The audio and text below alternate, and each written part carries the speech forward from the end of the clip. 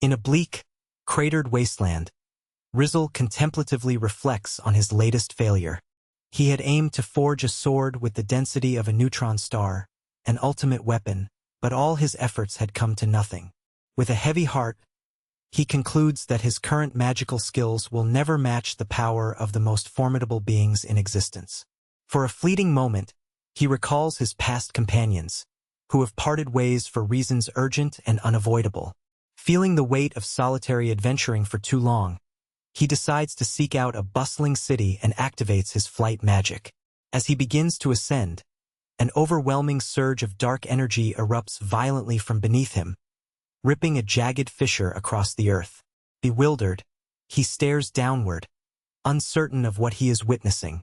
A quick check confirms that his magic functions properly. The anomaly is a distortion in space itself. His face hardens as he recognizes the danger. If this rift begins to swallow matter, the destruction could be catastrophic. Before he can react with a plan, a pallid hand shoots out from the inky darkness of the fissure. Clamping firmly around his neck, it catches him entirely off guard, eyes widening in shock at the sudden, unimaginable assault. From within the shadowy portal, a regal woman with long, shimmering hair and ornate robes emerges, her presence dissolving the darkness around her. As the hand releases him, she gently places her hand over her heart and offers him a warm smile, introducing herself as Risha, the summoning goddess. Stunned, Rizal is left staring, the word goddess echoing in his mind.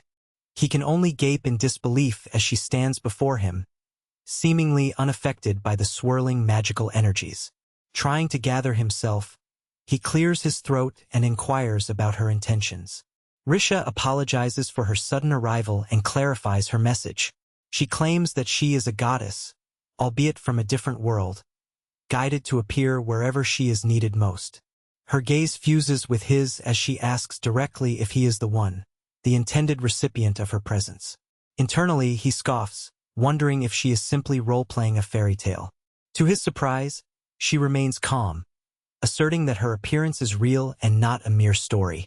Realization dawns on him that she must have bypassed his anti-magic barriers and read his thoughts. With resignation, he introduces himself as Ryle, proclaiming himself the strongest in this world, at least among humans. A strategic idea forms. If he can wield her power, perhaps he stands a chance to conquer even the most mighty beings. Agreeing to her request, he witnesses her delighted reaction, as she thanks him warmly. When he asks about his mission, she explains that he must follow the king's decree and defeat the demon lord, a concept quite unfamiliar to him. With the terms clear, Risha gestures toward a swirling darkness and asks if he's ready. Before he can fully grasp what lies ahead, she activates a glowing sphere, sealing their pact. The shattered barrier before him resembled broken glass, and a mighty force yanked him into the void. He cried out in alarm as his body was irresistibly pulled forward through the chaos. The world around him fractured into disorienting shards, a confusing maze of dimensions. Realizing resistance was futile, he closed his eyes and surrendered to the inevitable, understanding that boldness often demands embracing danger. His turbulent journey ended as suddenly as it had begun. When he opened his eyes, he found himself standing in a sprawling, vaulted throne room, with Risha quietly at his side. A man wearing a crown stepped forward, greeting him warmly. As Ryle took in his surroundings, the man introduced himself as the ruler of this land, and the one who had summoned all of them. Nearby, several other figures stood silently. A young boy, a girl with twin tails, and a robed individual. Rizal studied them carefully and quickly realized he was not the only one summoned into this unfamiliar place. Each person possessed distinct features. A young man with glasses clad in a dark cloak, a heavily built bald man with crossed arms, and a soldier in modern camouflage. His conclusion was confirmed when a court official asked if these four represented all the summoned individuals. Another nodded in agreement. Rizal listened closely, and his initial assessment was now validated. The official silently observed the other three, considering their magical strengths and finding them lacking for supposed heroes. Before checking their statuses, he decided to explain the world's structure. He outlined the primary inhabitants: humans, demons, and a smaller number of demi-humans. Rizal noted that this was not far removed from his own reality. The official soon shifted focus, emphasizing that the real threat lay with the demons. He explained that a centuries-long war had raged between humans and demons, but lately, the demonic influence had surged alarmingly. If unchecked, demons would soon dominate everything. This urgent crisis was the reason they had been summoned. The official then identified each of the 4 individuals: Frodo, a civil servant; Leol, an adventurer; Banza, a mercenary; and Rizal, whose origins remained uncertain. He formally asked for their strength to combat the demons, promising lifelong rewards if they succeeded. Leol, smiling, saw this as an excellent opportunity to test his abilities and agreed eagerly. Frodo nodded in agreement too. Rizal, however, stayed silent, his mind recalling times in his own world when he had been thanked for defeating demons. To assess their capabilities, the official announced they would undergo a test of their combat skills. He produced a crystal ball, a device combining raw magic power with control, meant to assign a numerical rating. Leol stepped forward immediately, declaring that since he was the first to arrive, he would go first. He placed his hand on the orb, which then erupted in a blinding flash of white light. From his throne, the king observed the scene with awe, standing alongside the summoning goddess. He roared with excitement as he announced a combat power of 4,097, praising it as astonishing. Leo, pleased with himself, flexed proudly. Stepping back, Frodo prepared to take his turn. Meanwhile, Rizal watched quietly, a look of confusion crossing his face as he wondered if such high numbers truly signified greatness. Before Rizal's turn, he listened to the results of the other heroes. An appraiser declared a combat power of 3,664 for one, and an even more impressive 3,776 for another. Banza, dressed in camouflage, appeared satisfied with his outcome. Frodo, wearing glasses, accepted his number with a subtle smile, remarking that it was roughly what he had expected.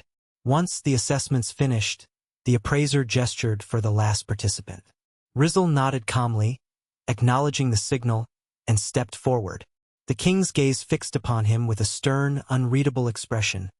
Yet a nagging doubt lingered in Rizal's mind about the mysterious status he had observed earlier. Approaching the crystal, he reached out, but the room fell into silence as the device refused to respond. Initially, the appraiser was struck by Rizal's apparent strength but soon appeared flustered. He hesitated, stammering that the crystal seemed to be malfunctioning. Rizal's composure began to slip, a bead of sweat forming as he inquired about the problem, offering a hurried apology. The gathered summoned heroes watched the awkward moment unfold. Desperately, Rizal pressed his gloved hand against the crystal's smooth surface, attempting to force a reading. The appraiser's anxiety was palpable as he waited, expecting a sign. Finally, trembling, he announced the number 0. The king burst into disbelief, demanding to know if the crystal was broken. The appraiser insisted it wasn't. Sweat streaming down Rizal's face, he argued that the device was malfunctioning. But the king's outrage erupted into fury. Pointing fiercely, he ordered Rizal to leave the castle, declaring that he would never accept a hero with a 0 combat power. Stunned by such hostility, Rizal pleaded for patience. Desperately, he insisted that the reading must be an error, claiming he possessed genuine magical abilities. To prove it, Rizal took a piece of coal and performed a spell, explaining that the magic of atom reconstruction, which required at least 7,000 combat power, was perfect to showcase his skill. He cast the spell before stunned witnesses. The coal shattered and then reformed into a massive, flawless diamond. Holding it out, he asked if this demonstrated his ability to wield magic. However, the king's expression darkened with suspicion, and he demanded to know the purpose of Rizal's demonstration.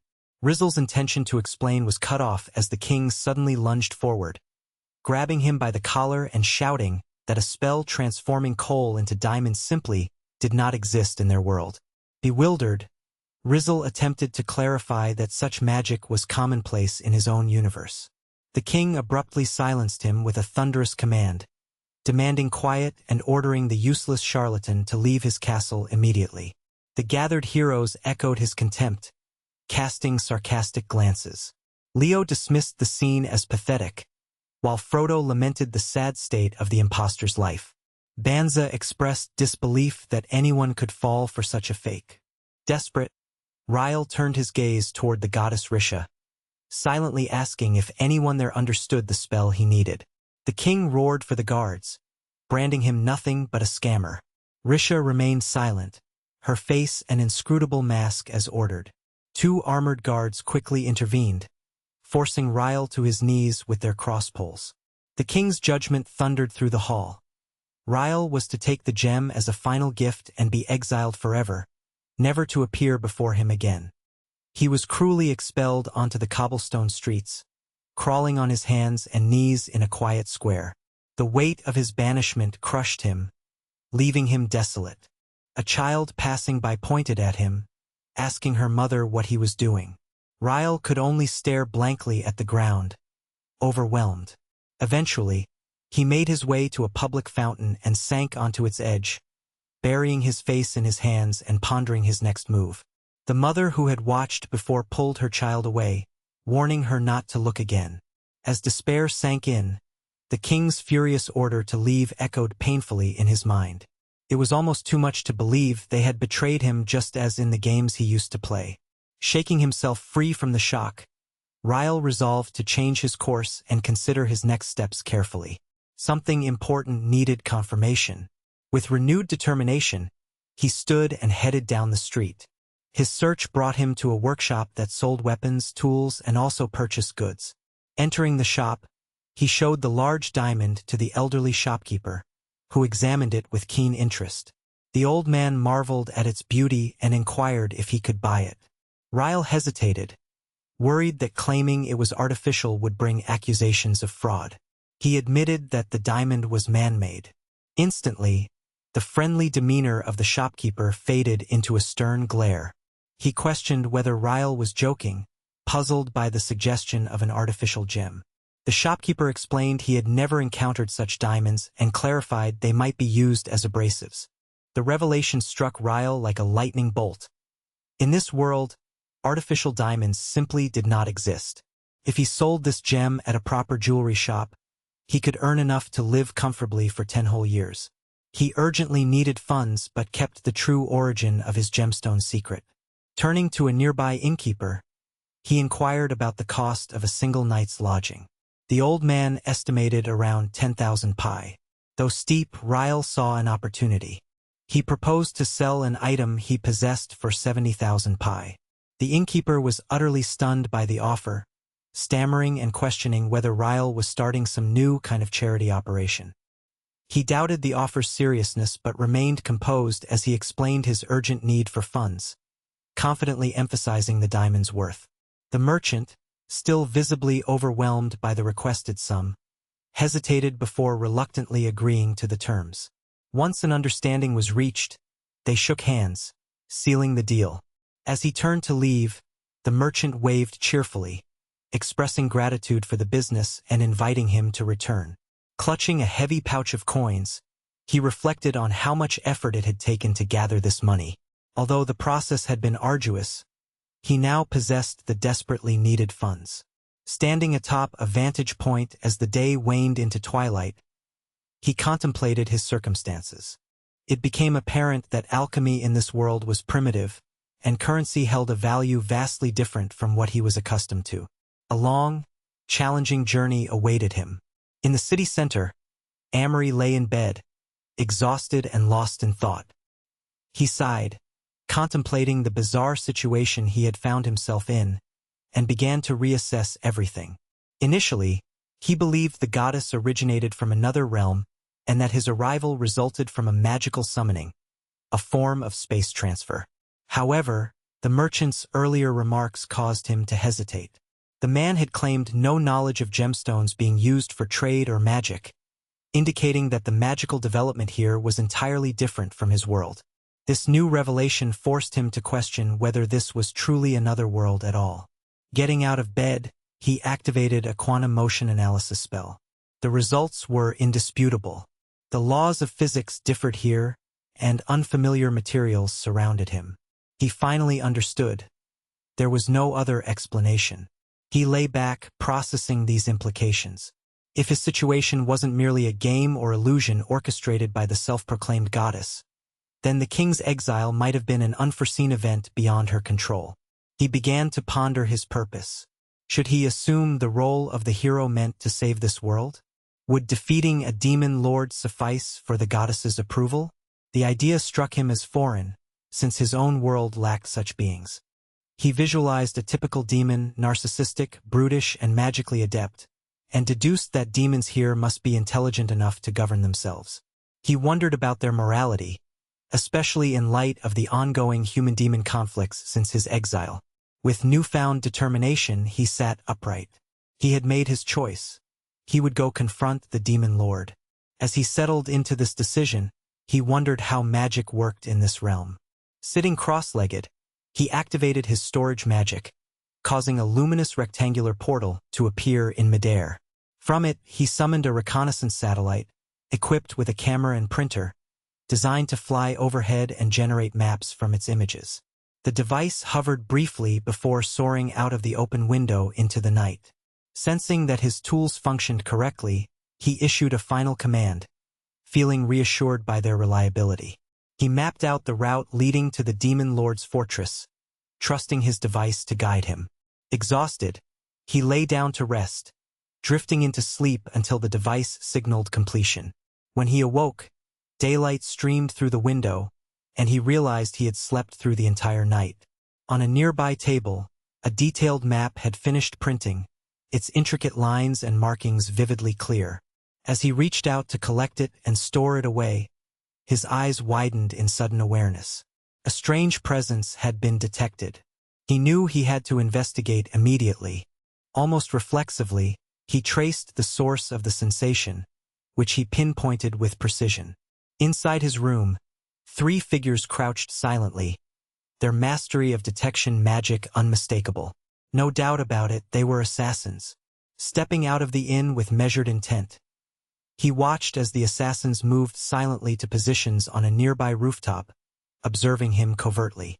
One of them recognized him, confirming his identity to the others. He was the same hero summoned just the day before, now under threat. As he moved down a narrow alley, the gravity of his predicament became clear. He had forged a formidable enemy, a king. From their vantage point, the assassins confirmed their positions, silently exchanging words through a magic voice transmission. One asked if the others remembered the plan, which he deduced was aimed at eliminating him. It was obvious that these killers had orders from the monarchy. Understanding their means of communication, he resolved to intercept their signals. A faint smile crept onto his face, recognizing the tactical opportunity. These assassins had been sent to kill him, but he could turn the tide of the encounter. From a rooftop, the leader issued the final command. The area was secure, and it was time to carry out the mission. One of the assassins responded, vowing to bring back proof, the hero's head. Without warning, one assassin brought a blowgun to his lips and fired a single dart. It hit him straight in the neck. Recognizing the poison as an agent meant to induce unconsciousness within seconds, he believed his magic protection would suffice to counteract it. But his body betrayed him. He collapsed to the ground, helpless. The assassins descended immediately, surrounding his motionless form. One declared the kill was complete and prepared to sever his head as proof. At that moment, Rizal's instincts kicked in. With incredible speed, he unleashed a surge of lightning magic. The arcs struck his enemies, shocking their bodies into spasms of paralysis and disarray. Standing over their twitching forms, he summoned a gentle glow in his palm, readying a spell to keep them unconscious for a while longer. With the immediate threat neutralized, he reached into his inventory and pulled out an unusual item, a multifunctional stem cell. He remembered his past failures in creating combat-capable clones, which led him to preserve this particular resource. An idea now took shape. While it might not replicate his abilities, it could be used to recreate his body after death. The process succeeded without issue. Before him stands a perfect clone of himself, unclothed and eerily identical. Rizal instructs his already clothed copies to dress this new doppelganger and to pierce its skin with a blow dart, ensuring the scene appears convincing. He assures his clones that he has cast a healing spell on the assassins, so they will eventually recover from their initial wounds. Once his preparations are complete, he turns away calmly from the scene. With this unsettling task finished, he shifts his focus toward a new objective, the Demon Lord's residence. Moments later, the assassins stir, groaning as they regain consciousness. Their leader scans the surroundings with confusion, puzzled about what has transpired. His gaze soon falls on the motionless form of their target lying on the ground. One of the assassins kneels to examine the body and confirms the worst. The victim is dead. Frustrated by the wasted time, another assassin swiftly decapitates the corpse with an angry slash. The leader orders them to take the head as proof and to retreat. Disappearing into the shadows, they leave the decoy's headless body in a pool of light in the dark alley, under the glow of the full moon. High above, a daunting castle looms on a fog-covered mountain peak, home of the Demon Lord. Under the luminous full moon, Rizal approaches the fortress, its dark towers piercing the night sky. Recognizing it instantly, he advances toward the main gate. As he nears, two armored guards stationed there suddenly notice him, their voices ringing sharply through the hall. They step forward, crossing their spears to block his path, demanding to know what business a human might have at their gates. Unfazed, Rizal speaks calmly, declaring his intention to meet with the Demon Lord and asking if they can facilitate a meeting. The guards are momentarily taken aback by his boldness. Their disbelief quickly turns to anger. One questions whether he truly believes a human can see the Demon Lord just by asking. They accuse him of mocking them, their voices tinged with contempt. Rizal raises his hands peacefully, apologizing sincerely for the sudden intrusion and offering to arrange a formal appointment. The guards stare at him in stunned silence, confused by his courteous manner. Despite his outward calm, his mind is racing. He recognizes how futile it is to believe they would simply allow a human, especially a summoned hero, to meet the Demon Lord without challenge. The horned guard, still wary, points his spear and questions Rizal's claim of heroism, asking if he was exiled. Rizal confirms this, explaining that, despite being a summoned hero, he was cast out by the king. He reveals that he was nearly assassinated earlier that very morning by agents of the king. Given these circumstances, he argues, it should not be surprising that he now allies himself with the Demon Lord. The guard recoils at the mention of assassins, his expression hardening as he processes the information, preparing for whatever may follow. He asserted that they would not be ensnared by the same trap twice, implying that a previous hero had fallen for a similar deception. Recognizing the guard's suspicion, Rizal understood a straightforward approach was futile. He considered that brainwashing might be an option but judged it too cumbersome and time-consuming. Instead, he shifted tactics, directing their attention toward a distant castle tower. He claimed to see a feeble teleportation barrier blocking their path at its summit. His dismissive remark clearly offended one of the guards. The winged sentinel gasped in shock, feeling insulted that Rizal would dismiss their defenses as pathetic. This provoked the horned guard into fury, as he roared that no outsider could insult the Demon Lord's meticulously crafted, omnipotent barrier. Rizal remained unfazed, merely smiling calmly. "Thanks," he said, confirming he had gathered the information he needed. "So it's there." Realizing he had been cleverly tricked, the horned guard hesitated briefly before attempting to regain his composure. Dismissing the threat, he challenged Rizal, daring him to see if he could breach their teleportation defense if he believed he could. With a confident grin and a thumbs up, Rizal responded, "All right then." As he spoke, a complex magical circle flared to life beneath his feet. He explained that he didn't require particularly strong teleportation magic to bypass such a barrier. Then, He bade the guards farewell as his form began to dissolve into shimmering particles of light. The guards could only watch in stunned silence, their faces etched with disbelief. Having confirmed the teleportation worked, Rizzle rematerialized inside a grand chamber, emerging from a cascade of glimmering lights and glowing rings. Behind him, the two demon guards stared at the now-empty gateway, one of them trembling in confusion, unable to comprehend what they had just witnessed. The particles of his teleportation spell streaked across the night sky, converging upon a high tower of the Demon Lord's fortress, silhouetted against the full moon. Inside, the last traces of light from his arrival faded away. He stood fully formed, his gaze fixed and resolute. His footsteps were silent as they touched the polished floor. He had arrived precisely where he intended, the Demon Lord's personal chamber, situated at the heart of the luxurious room. His presence was immediately felt. A cautious voice questioned his identity, an inquiry uttered by a young woman with prominent horns, seated on a throne, the Demon Lord herself. Beside her, a trembling handmaiden recoiled in terror. The Demon Lord's initial surprise hardened into suspicion as she demanded to know who he was. Rizzle, calm and unflustered, appraised her carefully, noting that her magical power was 100 times greater than that of the guards at the entrance. She possessed considerable strength, yet her confusion lingered over how a human could reach this place and why her teleportation barrier had failed to prevent him.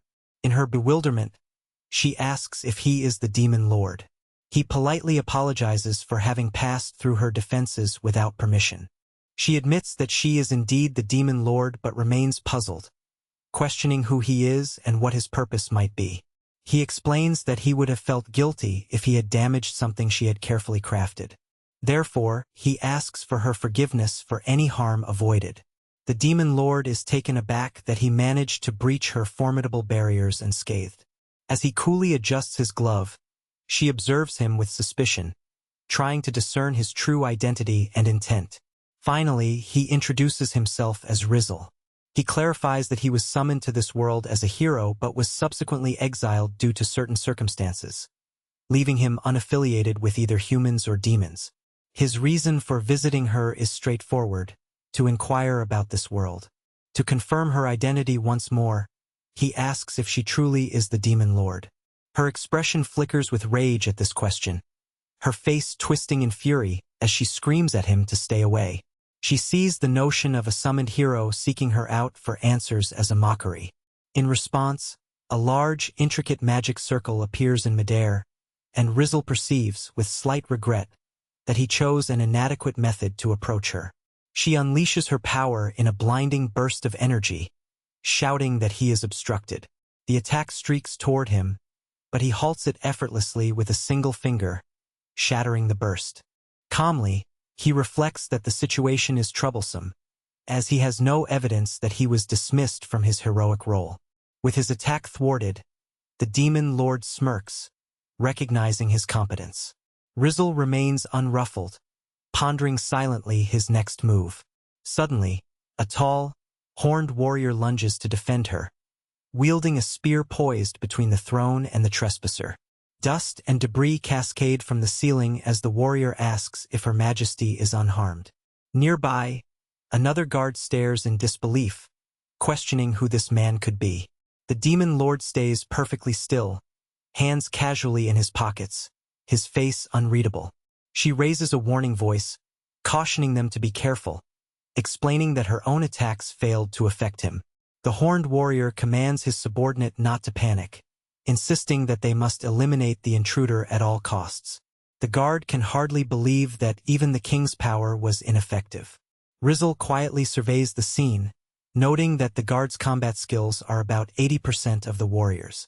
Recognizing that killing these two would amount to declaring war, he deduces that it's better to demonstrate his harmlessness. As the guards close in, he raises a hand, conjuring a complex magical glyph that shimmeringly appears before him. Aware that his action might be viewed as a threat, he remains resolute, believing that peaceful means of resolution are superior and worth pursuing. A flash of light erupted as the spell hit its mark, catching the two guards, Jack and Serena, completely unprepared. Their figures were momentarily silhouetted against the intense glow of the blast. From her throne, the demon lord barked their names in alarm, her voice echoing through the chamber.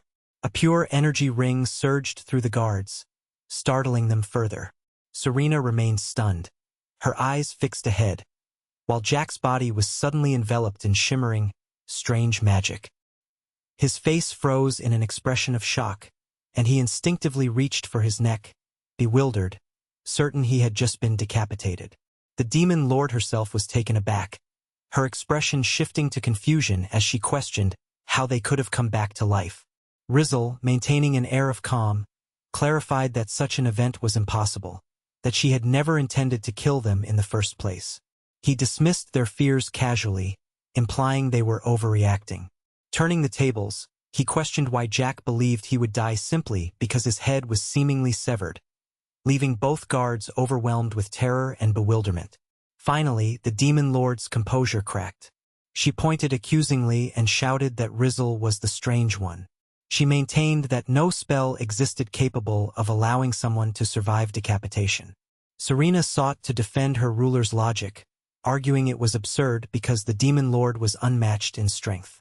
Rizzle, however, cut her off sharply, claiming her understanding had been dulled by political concerns.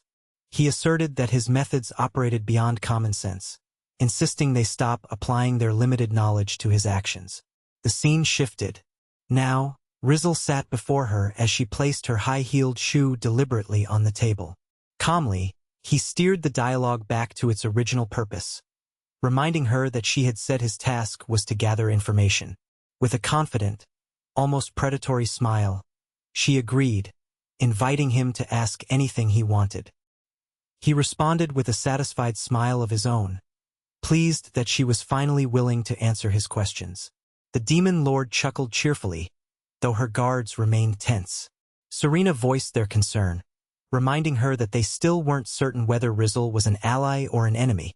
Unfazed, she replied that if it came to that, she would simply surrender. She explained her reasoning to her guards, admitting she was the one who had attacked first and that continuing to take damage served no purpose. It was smarter to choose an option that offered some hope, she argued, and she had a strong gut feeling this man could become an ally. She suggested they should simply talk instead of fighting. Turning to Rizzle, she offered a reassuring smile. He, in turn, felt beads of sweat forming as he reflected on how tense the situation had become. Though tension was beginning to ease, the demon lord confirmed there was no cause for concern, telling her companions they could wait outside.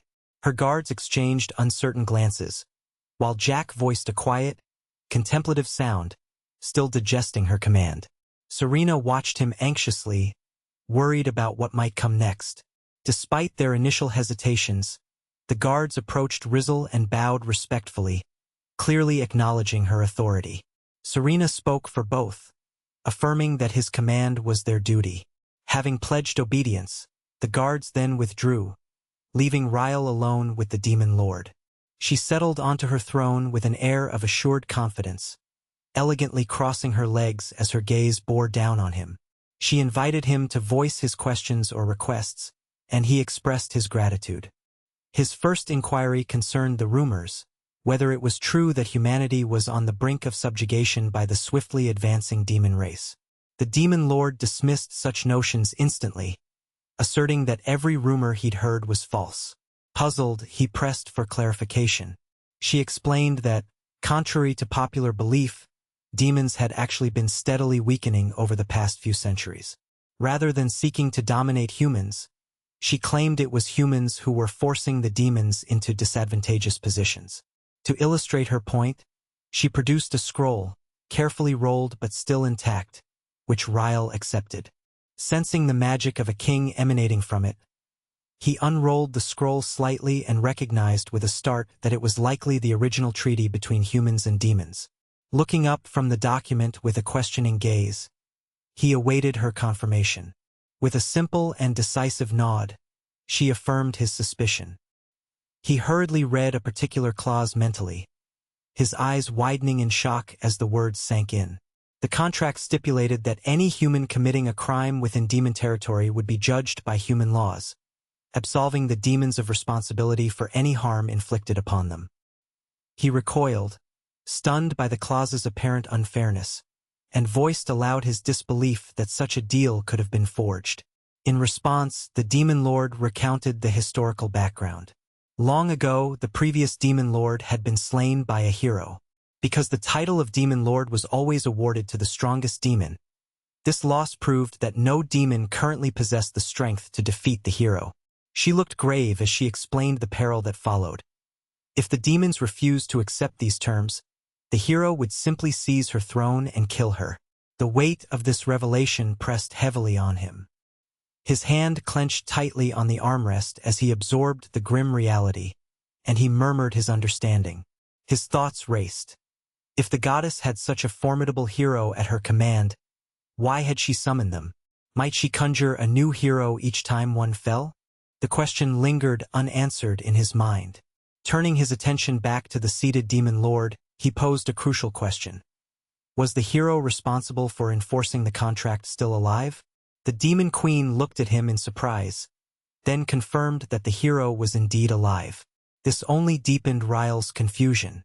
Holding the contract tightly, he wondered aloud why he had been summoned at all, recalling his exile. His mind filled with questions, he awaited her explanation.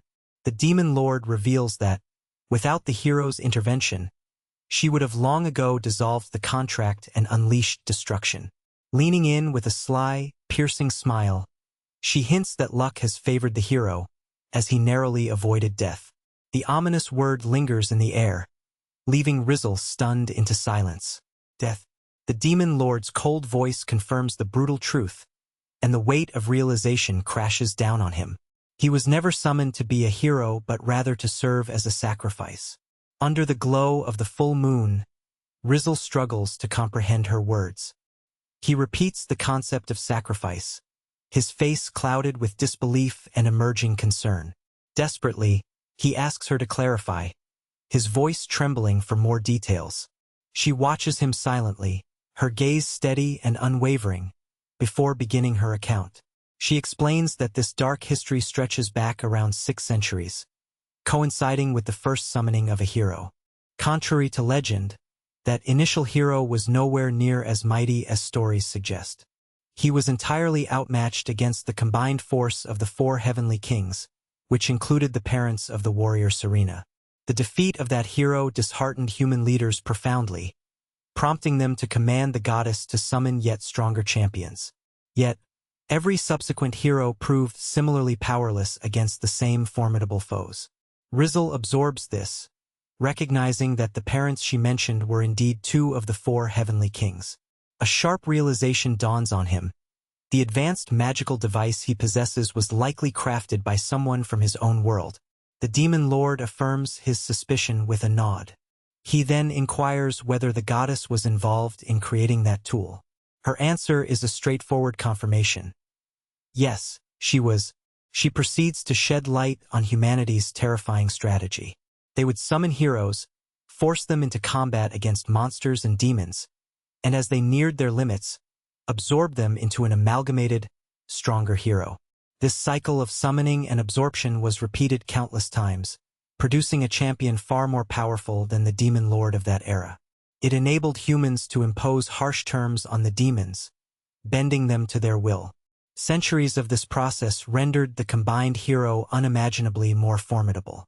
The demon lord finishes her explanation with the brutal human logic. They must continually forge ever stronger heroes because they never know when a more powerful demon lord might rise. Rizzle ponders this, finding the cold, ruthless reasoning disturbingly clear. As he considers her tale, a grim realization takes root. If her words are true, then his true enemies are not merely the demons, but also the goddess and the hero. This thought darkens his spirit further. There is no room for hope of aid from her now. Not if her ultimate purpose is using him as another pawn, another sacrifice to strengthen her champion. The image of the goddess Risha, smug and superior, firm in his mind, steels his resolve. He turns back toward the demon lord, prepared to face whatever comes next. Having made his decision, he immediately seeks her permission to examine the story she told him. explaining that his intention is to gather concrete evidence through satellite analysis. A luminous, grid-like interface appears over his gloved hand, revealing his advanced technology. The Demon Lord gives her consent, though she observes him with a mixture of surprise and curiosity, eager to see what kind of detection magic or machinery he might employ. Once his analysis is complete, a detailed map of the palace materializes on a translucent screen, dotted with data points representing the souls of former heroes. With a grave sense of certainty, he recognizes that these souls no longer bear any resemblance to human spirits. Confirming his findings, he informs the Demon Lord that traces of both the magical tool and the hero they discussed are present within the palace, validating her story. Recoiling in astonishment, she demands to know how he managed to scout the entire palace so effortlessly. He responds with calm confidence, explaining that such feats are straightforward when equipped with the right analytical tools. She then questions whether she was really necessary for his investigation, marveling at his remarkable capabilities. Internally, she quietly wishes he had some limitations to keep his powers in check. He consts, acknowledging that without her assistance, he might never have thought to look for the hero or related artifacts inside the palace. She dismisses his gratitude, but he sincerely thanks her for the intelligence she provided, admitting that without it, he would have remained unaware of his own potential fate as a future sacrifice. His mind starts racing with new plans. Recognizing the need to corner the goddess and force her to send him back to his world, he considers seizing the combined hero as leverage but quickly abandons the idea, understanding it wouldn't serve the interests of the Demon Lord who had helped him. Instead, he contemplates the most effective way to challenge a deity. Suddenly, a bold idea forms in his mind. He sharply turns toward the Demon Lord, whose eyes widen at his sudden determination. He states, "I know," before directly questioning her. Locking eyes with her, he makes a startling proposal: to defeat the combined hero with her own strength. Her expression hardens as she reveals her core motivation. The hero she refers to was the source of oppressive contracts inflicted upon her people and the one responsible for the murder of her ancestors. She declares that overthrowing him is her lifelong pursuit, a duty she bears both as the current Demon Lord and as a descendant of those who came before her. With confidence, Rizal offers to personally guide her, promising to endow her with enough power to surpass the combined hero. Her gaze hardens, but his words clearly grasp her attention. She questions his motives, asking why he is willing to go so far for her. He calmly explains that his ultimate goal is to return to his own world and resume his life there. To achieve their goal, he must find a way to corner the goddess into negotiations. The Demon Lord seems to grasp his reasoning but then wonders how she could possibly grow as strong as the hero. Rizal reveals an astonishing fact. The hero she faces is currently only about 1/5 of his own strength, a level she could reach through relentless effort. This revelation leaves her stunned. She protests that even a fragment of his power remains an immense obstacle, questioning whether he truly is the strongest among his kind. He dismisses her doubts, assuring her that success depends on following his guidance. He explains that by recognizing and compensating for her weaknesses, she can visualize a clear path to victory. After a moment of reflection, she steps forward and formally accepts his offer. Seeing her decision, Rizal extends his hand, and they shake to seal their pact. He warns her to prepare for a rigorous training regimen, which immediately prompts her to plead for moderation. Once the agreement is made, she inquires about a suitable location for their training. Her expression shifts to one of dread as she hears the word Sparta echo in her mind. He considers briefly, then states his plan to conduct a simulated battle to assess her current abilities. He mentions that a perfect site for this is just a few kilometers away. They focus on what appears to be a map, and the Demon Lord points to a specific spot, designating it as their destination. Rizal confirms he will handle the arrangements. Without warning, he lifts her into his arms, telling her to hold on tight. Surprised by the sudden closeness, she protests that she is not ready for what's coming. Her objections fade as they surge into the night sky, a blazing streak of light heading toward a distant castle tower silhouetted against the full moon. Their flight abruptly halts as they arrive at a vast, abandoned coliseum. The ancient stone edifice, with its tiered seating and central arena, stands isolated in a rocky landscape. Below, the demon lord looks up, her hair settling from the rapid stop. The landing leaves her doubled over and dizzy, murmuring about the incredible magic that carried them there in an instant. Rizzle, perspiring slightly, offers an apologetic smile for the rough ride. She quickly recovers, dismissing her discomfort by claiming she's accustomed to surprises. Her focus then shifts as she motions forward, demanding to know which magic item he has brought. He reveals a floating crystalline artifact, a device designed to create a phantom world. The demon lord watches in confusion as he explains that, to outside observers, it will seem as if they are simply engaging in training. He elaborates that thanks to this illusion, she need not worry about anyone witnessing her failures or struggles. The demon lord grimaced, annoyed by the unpleasant side effects of the item, yet grudgingly acknowledged his consideration. Rising unsteadily to her feet, she glared at him, still troubled by dizziness. Rizel watched her closely and commented that if she had enough energy for conversation, then she must be ready to proceed. Her confidence rekindled. She faced him across the expansive arena floor. Her expression hardened into determination, and he declared that this time he would go all out. They exchanged resolute smiles, clasping hands with a sense of finality. Rizel then announced, "Let the simulation begin." In the vast, empty coliseum, Rizel stood opposite the demon lord, contemplating his approach. He decided that mere deflection of her magic would be inadequate. It was better, he concluded, to prevent her from casting spells altogether. Suddenly, her eyes widened with alarm as she realized he had vanished from her sight. She scanned the area, sensing his mana dispersing through the air, a subtle technique to conceal his presence. She understood that she could only hit him by waiting for her precise moment to strike. At that instant, her senses flared, detecting a sudden movement. Turning sharply, she shouted, "Over there!" and immediately erected a magical barrier. Despite her swift reaction, a small white projectile slipped past her defenses, striking her directly on the head. She cried out in pain and staggered forward. Rubbing her sore spot, she looked down to see a simple sports ball rolling to a stop nearby. Calmly, Rizel reappeared and explained that the ball would disappear in 3 seconds, challenging her to dodge it first. She thought that, despite its simplicity, the ball hurt quite a bit. She looked at him, bewildered.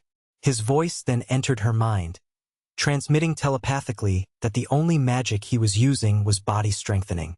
The demon lord was stunned by his telepathic connection and his challenge to evade the ball. Meanwhile, Rizel smirked to himself, thinking of her as a mere insect and looking forward to seeing her grow serious. He maintained his confident grin outwardly. Her expression hardened into a fierce, competitive smile as she clenched her teeth, determined to dodge the next attack. Moments later, she was struck again. Back in the arena, she swiftly raised her hands and blocked the incoming projectile. Despite the effort, she realized she had somehow become capable of defending herself. Rizel praised her progress and proposed the next challenge, to assess her magic's destructive potential by using any spell she desired against him. She studied him carefully, considering how best to land her magic attack. She wondered if her reaction speed had improved, or if perhaps it was her perception that had sharpened, making him seem faster. Taking a deep breath, she decided to focus on precision rather than raw power. With resolve, she unleashed a formidable spell. Multiple large, glowing magical circles appeared around her, crackling with immense energy, ready to unleash devastation. Across the vast coliseum, Rizel carefully observes the gathering storm of magical energy as the demon lord prepares her colossal assault. With calm resolve, he decides it prudent to erect a simple barrier just in case. Standing firm, he watches as her powerful spell clashes with his defenses. She screams a desperate plea for her attack to succeed, her voice echoing as she observes the magical shield before him begin to crack and splinter under the relentless pressure. Within moments, the barrier shatters, releasing a devastating explosion of dark energy that engulfs the arena in a cloud of smoke and ash. As the dust settles, the demon lord pants heavily from the exertion, sweat beads glistening on her brow. A victorious expression graces her face as she turns to her opponent and asks, with a mix of pride and fatigue, "How was that?" Across the arena, Rizal gazes at the jagged hole left in his once intact barrier, stunned into silence. He must admit that she had, against his expectations, managed to breach his defenses. Standing amidst the ruins of the Colosseum beneath a full moon, she continues to catch her breath. She glances toward him, still catching her breath, and asks with a gentle but exhausted smile, "Did I finally get through?" She seems eager for his verdict, masking her lingering fatigue. He remains standing nearby, seemingly unaffected outwardly, though internally he admits to feeling drained. He reflects on the impressive feat. She succeeded in breaking a three-dimensional barrier with mere two-dimensional magic, a task that requires an immense expenditure of mana. He considers how extraordinary it is that she overcame the fundamental limitations of her magic simply by pouring raw power into it. As he begins walking toward her, she flinches slightly. Gently, he places a hand on her forehead, causing her to look up. Her face breaks into a triumphant grin as she blurts out, "I hit you." He responds with a warm smile, praising her effort while internally contemplating her potential. His thoughts turn to just how much more destructive her magic could become if she were to unleash even greater power.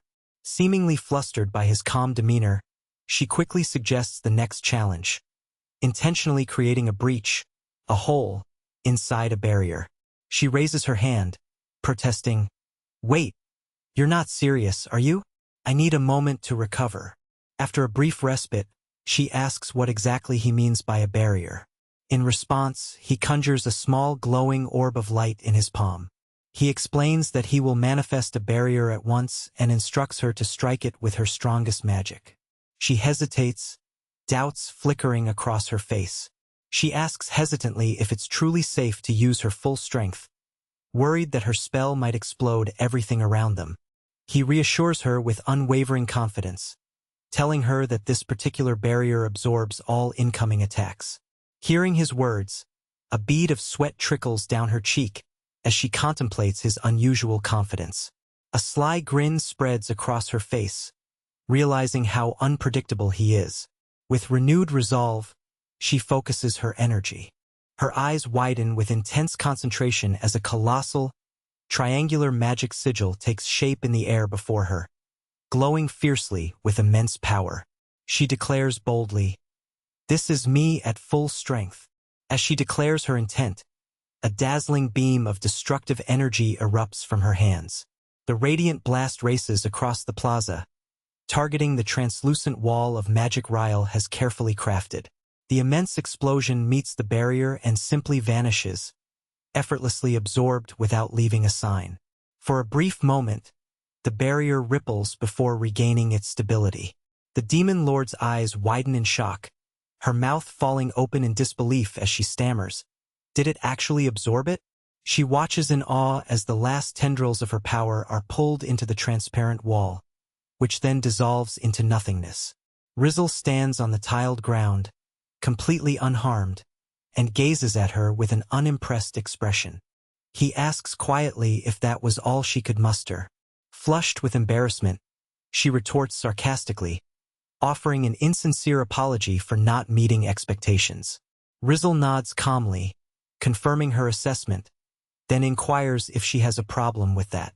She looks away, cheeks puffed in frustration, uncertain of what he's implying.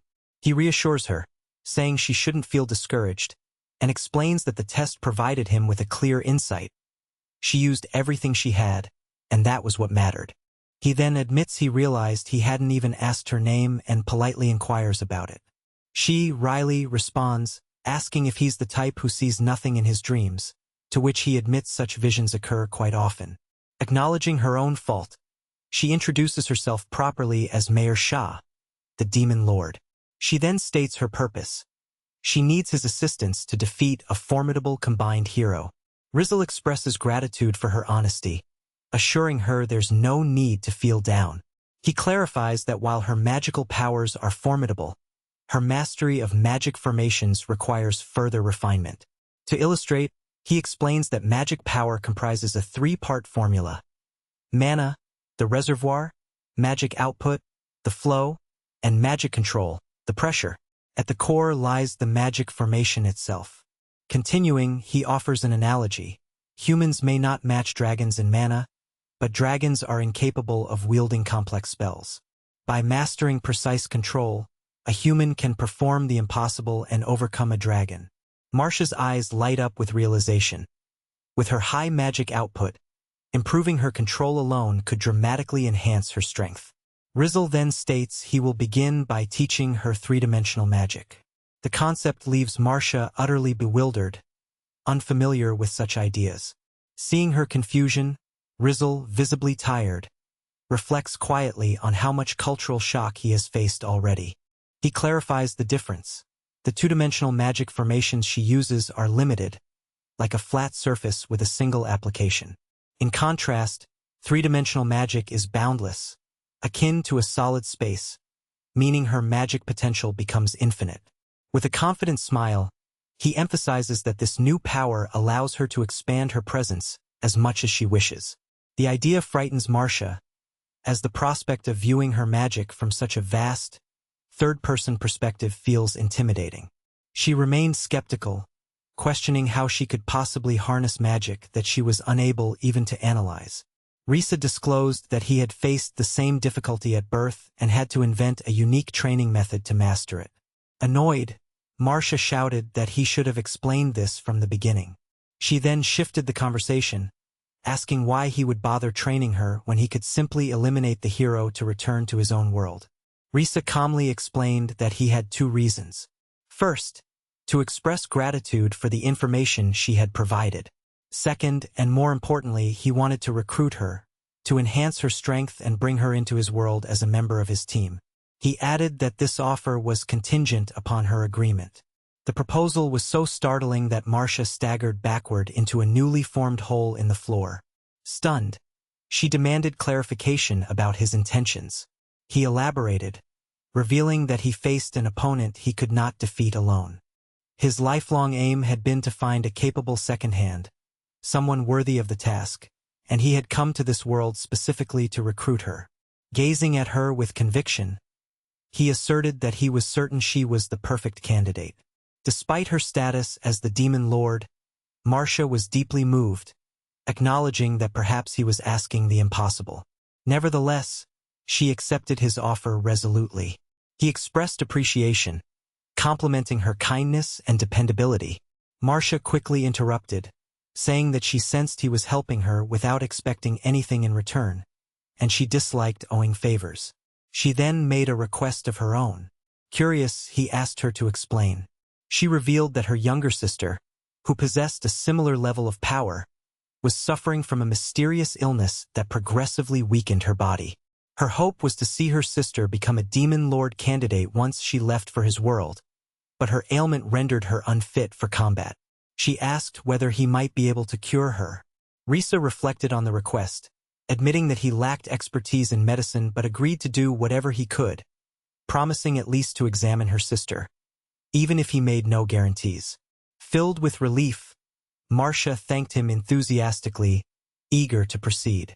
She urged him to hurry so they could return to the palace, noting that her sister's room was directly beneath the throne room. Risa agreed without hesitation, joking that she shouldn't fall ill during the journey. The thought caused Marcia to feel dizzy, and she let out a soft groan as the full moon illuminated the sky. The majestic silhouette of the Demon Lord's palace towered against the night.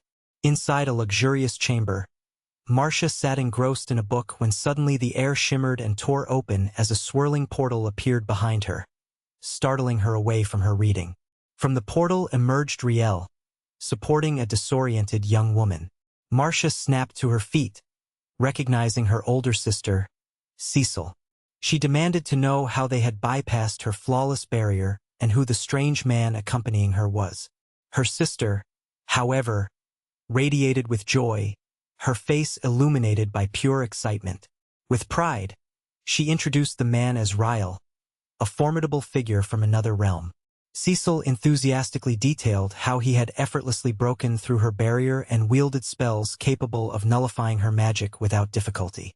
She described him as overwhelmingly strong, a statement that left Marcia momentarily stunned, while Rizzle watched with a hint of embarrassment. Cecil's demeanor then softened as she explained the true purpose of their visit. She had brought Rizzle here in the hope that he might be able to cure Moore's mysterious illness. The term illness caught Marcia entirely off guard. She urged her sister to trust her judgment and let Rizzle perform a thorough examination, arguing that even if a cure was unavailable, discovering the root cause would be a vital step forward. Moved by her sister's appeal, Mayor Showland consented, trusting Cecil's conviction. Once permission was granted, Cecil nodded at Rizzle to proceed. He knelt before the Demon Lord, introducing himself and offering reassurance that there was no need to worry. Cecil gently requested that he be gentle, emphasizing Moore's delicate health, a concern Rizzle acknowledged with a nod. After a brief checkup, he announced his diagnosis: hardened veins. The mayor looked puzzled, unfamiliar with the term. Rizzle explained that it was a condition where her mana was unusually sticky, which impeded her magic circuit's output. Moore's face registered concern as she inquired whether the illness was difficult to treat. Rizzle, confident, reassured her that such a condition was common in his world and easily remedied with standard medicine. He produced a small vial containing a single pill and described it as an artificial nanovirus medicine designed to balance her mana. Although it would take a few days to activate, one dose would provide lasting effects. The sisters stared in disbelief, astonished that a lifelong ailment could be cured so simply. Moore reached out and took the capsule from Ryle, instructed to swallow it. With a quiet nod, she accepted the treatment. Noticing her hesitation, Cecil offered a gentle smile, encouraging her to trust him. Moore gazed at her sister, a mixture of hope and apprehension in her expression, then swallowed the capsule. A bead of sweat traced down her temple as she waited anxiously for any change. Moments later, Cecil gently grasped her shoulders, nervously asking if the medicine had worked. Moore, slightly dazed, replied she felt no different, exhaling a small sigh. Cecil, a bit frustrated, reminded them that the effects would take a few days to manifest. Panicking, Cecil asked if it was possible to accelerate her recovery, even suggesting to speed up her body's healing process. Rizzle firmly refused, warning that he might have to take drastic measures, even threatening to skip a week himself if necessary. Hearing this, Marcia softly pleads for him to proceed. Before he can act, however, Moore's expression shifts entirely, her eyes widening in surprise. She exclaims that the flow of mana within her feels utterly different. Overjoyed, Cecil eagerly asks if this is truly the case. As the two sisters embrace in heartfelt tears, Rizzle observes quietly, recognizing that one problem has now been resolved. From his vantage point behind them, the Demon Lord Marcia nervously glances at a cup resting on the table. She takes a deep breath, steeling herself for what's to come. With resolve, she raises her hands, and a surge of magical energy surrounds the cup, transforming it from shards back into its original whole. Her face lights up with triumph as she proclaims her success. Rizzle internally notes that she has effectively reversed the broken state of the vessel, finding the feat marvelous. It marks her first time performing magic so effortlessly. Cecil appears beside her, equally amazed. Observing calmly, Rizzle remarks that she now seems capable of casting high-level spells without difficulty. The sisters embrace again, tears of joy streaming down their faces. Marcia sobs, overwhelmed with relief that Cecil's incurable illness has finally been cured. Cecil, also crying, agrees wholeheartedly. Following their emotional reunion, Cecil inquires about the medicine involved. Rizzle explains that the element which had obstructed her magic was called that bad mineral, a substance present in varying amounts within everyone. His medicine, he clarifies, enables anyone to wield magic smoothly, regardless of whether their condition is visible. She then asks whether such a remedy could be produced on a large scale in this world. Rizal offers a slight smile and confirms it's possible. He mentions that he still has a substantial stockpile from distributing it to impoverished children elsewhere, enough to ensure full coverage across the population. The sisters are stunned to learn that such a powerful substance lies unused in his storage. Mayor Shah's expression sharpens with resolve as she declares her willingness to accept any help available, regardless of its origin. Rizal nods, pleased to have been able to assist. With that, she jumps up and rushes out, exclaiming she will quickly distribute the medicine to everyone. As Marcia departs, Cecil turns to Rizal, making a serious proposal to take her sister as his companion. Surprised by the forcefulness of the offer, Rizal considers it quietly, recognizing the difficulty of such an arrangement. After a moment, he agrees reluctantly. Cecil explains that her sister is the strongest figure in the nation, and many look up to her, yet she often feels isolated. As they converse, Marcia gently interjects, expressing that if Rizal truly needs her and if Cecil herself consents, she will not oppose their union. Her maturity and calm earn Rizal's quiet admiration for her dependability. Marcia clenched her fist, her face lit by a determined grin, vowing to train tirelessly so she could support her sister. Her initial enthusiasm softened into a bashful smile when Rizal posed a practical question. Did she have any experience in leadership? She sheepishly confessed she had none. Rizal found this acceptable, noting it would indeed be beneficial. He then produced a small rectangular device, describing it as an educational magical tool called an AC simulator, capable of transmitting knowledge from various experts. Before she could reply, Cecil returned triumphantly, declaring she had distributed all the medicine. Surprised, Misha welcomed her sister back, puzzled by the sudden activity. Rizal observed her return, sensing it came at the perfect moment. Marcia, standing nearby, looked on with wide-eyed bewilderment. Turning to the newly arrived demon, Rizal announced his intention. He planned to extract her memories. Cecil cheerfully agreed without hesitation, dismissing the task as simple. However, as his words sank in, her confidence wavered, and alarm flickered across her face. She recoiled and shouted in distress, questioning why he wanted her memories. Maya, standing beside her, simply offered a gentle smile. Rizal reassured Cecil calmly that her memories wouldn't vanish.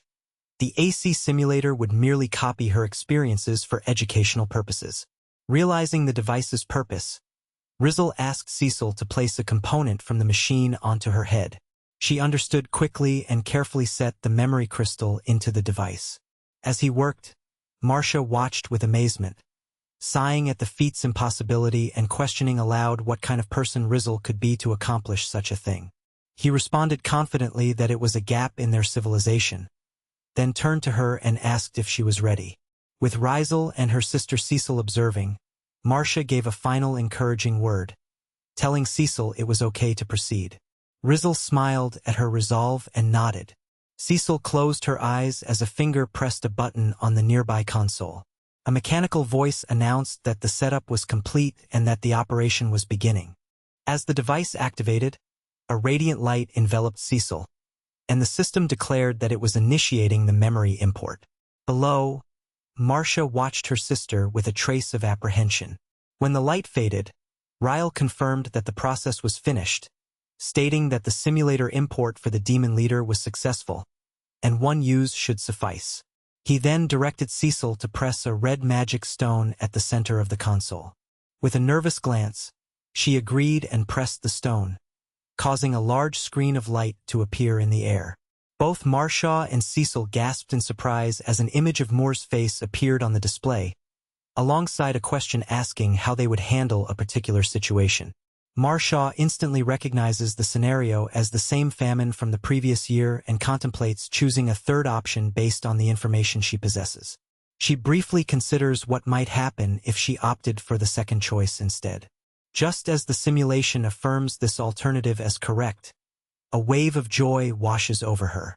She claps her hands in celebration, proud to have identified what appears to be the optimal solution. Cecil's face beams with pride, confirming that her deduction was indeed right, as she had anticipated from her sister's discernment. She then reveals that this very solution had already been implemented in reality. As Rizel departs, she explains to Marsh Shaw that such practical experience is vital for her growth, asking if this method is acceptable. Reinvigorated, Marcia resolves to give her utmost effort in the present and future endeavors. Recognizing how invaluable the simulation has been, Cecil gently pulls her younger sister close, affectionately resting her head against hers, and assures her of her support moving forward.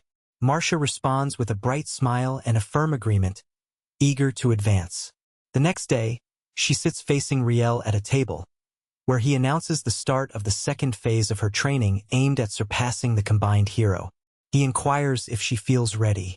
With unwavering determination, Marcia affirms her preparedness and entrusts herself to his guidance. Her gaze then falls on an unusual object shaped like a vase placed on the table. She identifies it as a magic repeller, noting its seemingly adorable design and questioning whether it is safe to use indoors. Riel reassures her not to worry. He explains that the device functions by repelling ambient magic, effectively lowering the magical density in the enclosed space. To do so, it must also neutralize any magic within living beings within its radius. Her eyes widen in horror at this explanation, and she cries out, concerned about the potentially lethal effects and what impact it might have on her body. She presses him for details, anxious about handling such a perilous item. Finding her reaction amusing, Riel reassures her that the training will not involve such extreme measures. He clarifies that the purpose is for her to harness her willpower to prevent her magic from being forcibly drawn out of her body. The concept resonates in her mind, control. He elaborates that even minor mistakes could render a magic circle useless, emphasizing the importance of precise mastery over her magical energy. As an initial exercise, he instructs her to light a single candle while under the influence of the repeller. She casts a wary glance at the candle, beads of sweat forming on her brow as she accepts the challenge. Understood, she murmurs, a mixture of anxiety and resolve in her voice. Riel, the demon lord, observes with curiosity as the candle's flame suddenly disappears. Quickly recovering, she puffs out her chest with newfound confidence, claiming the task is straightforward and instructs Rizel to watch her attempt. She clenches her fists, her face twisting with intense concentration as frustration begins to surface. As the demon lord, she believed that a task so trivial should pose no challenge. Yet, she found herself struggling. Summoning her strength, she extended her gloved hands over a flickering candle, arcane energy crackling energetically around her fingers. Clenching her sharp teeth, she shouted at the stubborn little flame, channeling her will with fierce determination to reignite it. Her efforts, however, bore no fruit. The flame was extinguished entirely, leaving only a faint trail of smoke. Marcia let out a groan, her face twisted with sheer disappointment. From across the table, Rizel calmly inquired if she was already ready to surrender. In response, she slammed her forehead onto the surface, wailing that her magic simply dissipated without effect and lamenting that the task was anything but delicate. Tears of frustration welled in her eyes as she trembled, but her despair swiftly morphed into resolve. Wiping a tear away, she declared boldly that she would not give up and would persist until she succeeded. Her renewed, vigorous determination resonated clearly in the room. Observing her, Rizel allowed himself a faint, satisfied smile, thinking that she was truly on the right path. Later, as Marcia sat quietly with a cup in hand, Rizel stood near a window. Raising his gloved hand, he snapped his fingers sharply, then placed a finger to his lips to signal silence. His gaze was fixated intently outside, sensing something just beyond view. Gently, he placed a hand on Moore's head, trying to soothe her as she wrestled with tangled thoughts, her brow deeply furrowed in concentration. But his attention was soon diverted by the arrival of another.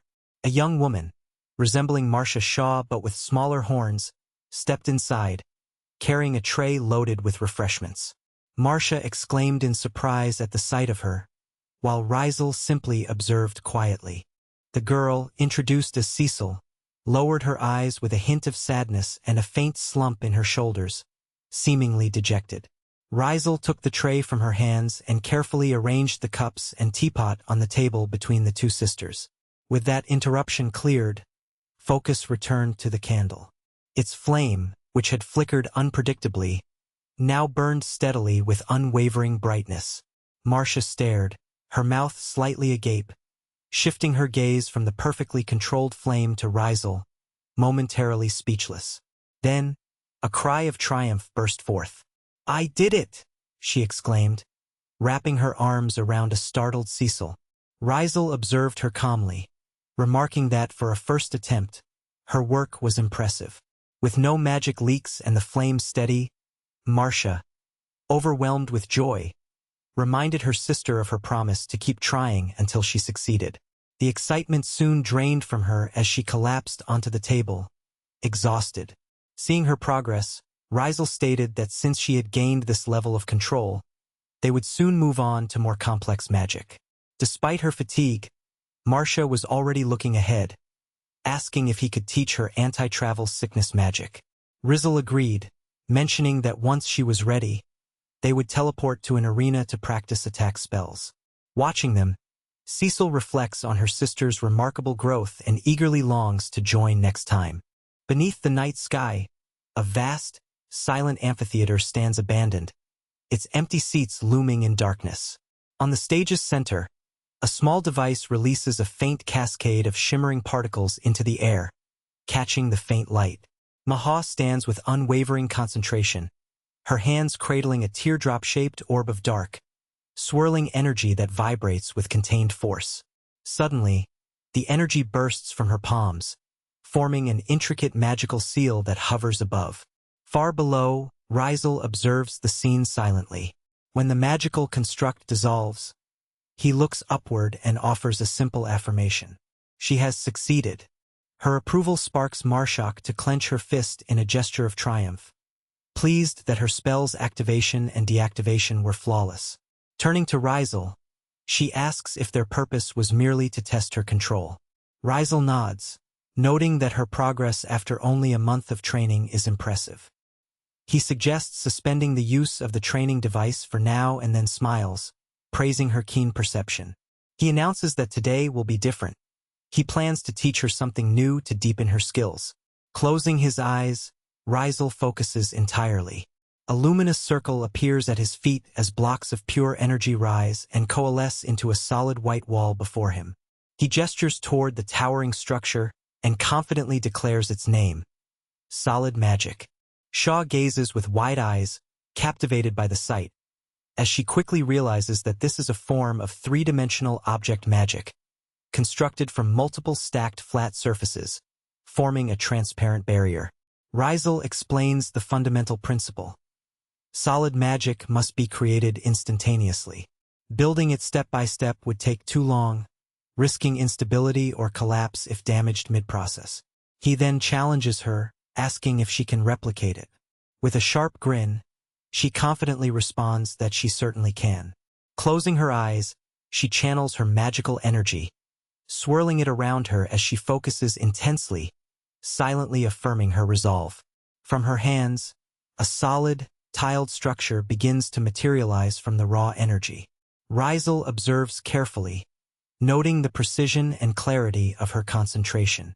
Her eyes snap open in triumph as she sees her creation emerge. A decent first attempt, she claims proudly, just as a demon king would produce. Rizel then calmly informs her that he will now test the durability of her magic wall. Startled, she watches as a small orb of energy forms in his palm. Without warning, he sends the orb hurtling toward her barrier. It strikes with force, detonating in a powerful explosion that ripples through the air. Her cry of alarm echoes through the night, marking a significant, explosive step in her training. When the dust settles, she is stunned to see that the wall remains entirely intact, free of any scratches or damage. As her hand gently touches the smooth surface, he comments on its remarkable strength, noting that it surpasses that of an ordinary flat barrier and asking if the feeling isn't incredible. She nods in agreement, acknowledging the wall's extraordinary durability, yet admits that the reality of having created it herself feels somewhat surreal. He reassures her that such solidity is a natural product of mastery over solid magic, and suggests moving forward by adding even more layers. With renewed effort, Marcia steps inside a newly conjured, radiant magical shield. Beads of sweat appear on her forehead as she clenches her jaw, then confidently declares that her spell is finally complete.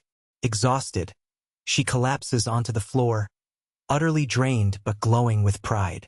She excitedly tells Ryle that she succeeded, boasting that she managed to craft a particularly thick and resilient magical barrier. He smiles, praising her progress and confirming that her multi-layered spell has passed inspection. Lying sprawled out on the tiled surface, she complains about the immense concentration required to sustain the magic. Ryle approaches her, commending her for accomplishing so much in such a short span and offering to heal her fatigue. He also shares their training plan for the following day, which will focus on controlling magic and mastering solid spell techniques. When he inquires if she needs a break, she shakes her head firmly, asserting with fierce resolve that she won't rest until she has fully mastered her craft. She explains that she cannot afford to take it easy, implying the stakes are too high. A knowing smile appears on Rizzle's face as he recognizes her determined attitude. He then decides to increase the challenge, and she eagerly accepts, eager to prove herself. Later, they find themselves atop a rise overlooking a vast, open landscape. Mir asks if this is the duty he mentioned earlier, and Ryle confirms her suspicion. He gestures toward the rolling hills and reveals an immense stretch of farmland, explaining that it serves as the primary food source for their nation. He marvels at the scale, commenting on the difficulty of maintaining such extensive fields. Marcia explains that their land rarely receives rain, which is why generations of demon lords have had to cast rain shower spells to sustain it. The purpose becomes clear to Ryle. A demon lord must wield a vast reservoir of magic to conjure enough rain over such a wide area. He then surmises that this is likely not the sole reason she brought him here. Marcia smirks, acknowledging his sharp insight. He asks if she has deciphered the structure of the multi-layered rain shower spell, commenting on its efficiency for the task. She confirms that she has, though she admits with some nervousness that this will be her first attempt at casting it, and she worries about executing it flawlessly. She expresses her concern about possibly causing a magical explosion that could harm her people. Ryle, with a gentle smile, correctly interprets her hesitation, asking if she would like him to supervise her during the spell. Her face flushes with a vivid crimson as she clutches her head, overwhelmed by embarrassment.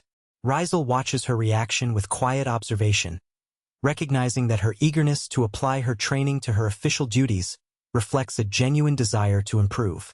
Composing herself gradually, she eagerly consents, placing herself under his guidance. Ryle then shifts focus to the task at hand, requesting to see her spell mechanics, admitting that agriculture isn't his specialty. She begins her incantation, moving her hands to summon a large, detailed magic circle that radiates a bright glow. As Ryle examines the luminous glyphs, he identifies the spell's primary functions: fertilizer, nourishment, and rapid growth. He nods in acknowledgement, recognizing it as a blessed rain spell. Next, he asks her to demonstrate the self-crafted spell she prepared herself. Reassuring her that he will promptly point out any needed adjustments, he encourages her not to worry. She responds with a shy but determined nod. Taking a deep breath, she mentally steadies herself, focusing as if it's just another lesson. Mana swirls around her, forming multiple concentric rings of shimmering light. Watching her commence the spell, Ryle internally assesses her work, finding the magic circle structure and the amount of mana used to be flawless. His gaze is one of admiration, and he reflects on her remarkable talent, especially considering this is her very first attempt. With a confident smile, Ryle gives a simple command. "Activate," he says. Startled, Marcia quickly regains her composure, affirming her readiness with a shout. Bringing her hands together, a brilliant surge of magical energy gathers between her palms. The gathered power erupts skyward, coalescing into a vast, radiant sphere of light suspended over the broad plains. Below, Marcia stands alone, channeling the enormous spell through her focused effort. Moments later, its effects ripple across the land. A gentle rain begins to fall, nourishing parched fields and offering relief to villagers who look up at the sky with hope. They erupt into celebration, recognizing the rainfall as a blessing from the demon lord.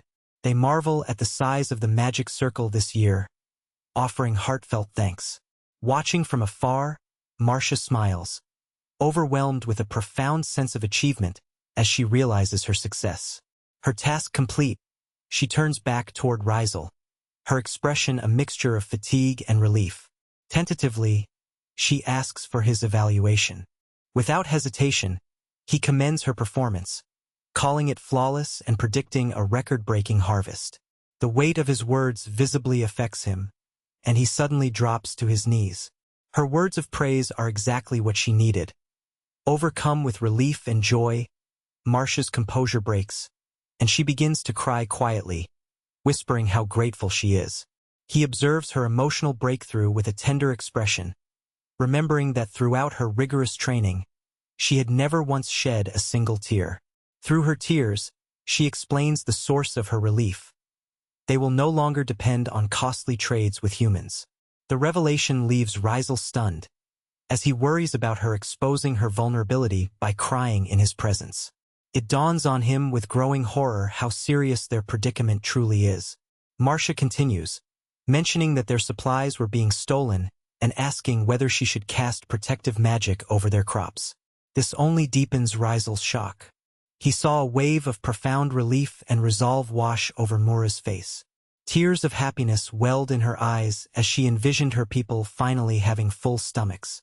Her unwavering determination prompted him to offer his support, sharing her anticipation for the difficult days ahead. Her relief swiftly twisted into a gleeful, almost manic expression. She let out a triumphant laugh, eager to witness the faces of the human traders. Rizel could only watch, somewhat taken aback by her sudden, vengeful shift as the blessed rain continued to fall.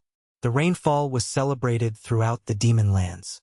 In the fields, villagers and farmers, men, women and children alike, gazed upwards, their faces filled with hope and gratitude as life-giving water soaked into the earth. Meanwhile, in the human royal capital, snow gently fell upon the majestic architecture, creating a peaceful scene contrasting sharply with the brewing turmoil within its halls of power. Inside one chamber, a high-ranking noble clutches his tunic's collar with white-knuckled tension as he absorbs a shocking report. He erupts with fury, demanding an explanation from a trembling subordinate for the disastrous drop in sales, an alarming 95% decline. He roars, warning the man not to trifle with him. The aide stammers helplessly, unable to respond coherently, as the noble's rage continues to surge. Finally, the subordinate explains that their merchants had been turned back at the Demon Realm's border guards. The message was clear. The Demon Realm had achieved over 100% self-sufficiency and no longer needed human imports. As panic sets in, fearing the fate of officials who had fallen out of favor, the noble's fury cools into a calculated, sinister resolve. He turns to another man, Rias, and asks if the 3 summoned heroes are well equipped. When Rias confirms they are, the noble issues a chilling order. He directs them to attack the Demon Lord's city. Rias reacts with shock, but the noble clarifies his intent: to kill the Demon Lord and impose a permanent trade condition through their contract. One aide voices concern, stating the heroes might not be strong enough for such a task. The noble sighs dismissively, confident that he already considers that possibility. He then unveils the unsettling depths of his plan. By sending the heroes to their deaths, he aims to provoke the demons into violating Act 7, Section 3 of their treaty, and clause that strictly forbids them from killing a summoned hero. This violation would ignite a full-scale war. Reese highlights a flaw. The dead heroes could not fuse into a combined hero, yet his objection is ignored. The noble asserts that sacrificing 1 or 2 heroes is a small price to pay for humanity's honor in this crisis. With a firm command, he dismisses his subordinates, who quickly make their exit. The merchant, visibly relieved to have escaped with his life, watches them leave. Alone, he gazes at a scroll, sneering at the foolishness of the demons. He resolves that no matter what tricks they employ, he will make them understand that disobedience to human will not be tolerated. As Reese walks down an ornate corridor, the final words of his sinister scheme echo from the room he just left. The plan is in motion, an attack on the demon capital. Unnoticed by him, two figures linger nearby at the same door. Banza, one of the summoned heroes, turns to his companion and admits that Eve's sudden departure is unlike her. The young woman beside him looks back, asking if he too heard someone inside the room discussing an invasion of the demon capital. Her words confirm his worst fears, and the horrifying truth sinks in. He recognizes the king's voice outlining their monstrous scheme. The demons intend to kill the heroes, sparking an all-out war between their races. Cold sweat beads on his brow as the chilling realization takes hold. They are being manipulated. Inside a grand hall, Banza walks alone, his mind heavy with suspicion. He dismisses a dark possibility, reasoning that if their hosts truly desired their deaths, they would have eliminated them long ago. Yet, suddenly doubt floods back with relentless force. He cannot shake the terrifying thought that the king might truly intend to eradicate every summoned hero. He shakes his head slightly, trying to dismiss his paranoia, convincing himself he's overthinking. Still, a trace of unease clouds his expression. The scene shifts to a vast, barren wasteland of cracked earth and dust, far removed from the polished elegance of the castle halls. In this desolate expanse, Marcia, dirt smudged across her face, surveys the stark terrain with Rizzle standing behind her. She comments on how truly deserted the area is and asks if this is where they'll run the simulation battle. Rizzle explains that his skills have advanced over the past half-year to the extent that the usual arena would be destroyed, and confirms he detects no nearby villages. Turning to her with a confident smile, he issues a challenge, asking if she's ready to go all out. She responds with a knowing smirk, confident he knows her answer already, her eyes shining with eagerness for the upcoming fight. Both face each other, anticipation simmering in the air. Rizzle tells her not to hold back, and Marcia agrees without hesitation, declaring she'll give it her all this time. Without hesitation, Marcia channels her power into a fierce display. Sparks of energy dance around her as she summons a shimmering magic spear, launching an extraordinarily swift bolt of sorcery directly at her opponent. Her volley of magical projectiles streaks through the air, prompting Rizzle to calmly evaluate the threat. Recognizing that a simple shield would be insufficient to block all incoming attacks, he conjures a sturdy iron barrier, a forceful wall that collides with the magic spears, causing them to burst upon impact. His anticipation of her tactic is clear. Confident that her subsequent strike will succeed, Marcia observes Rizzle as he unveils his true defensive tactic, a magnetic counter.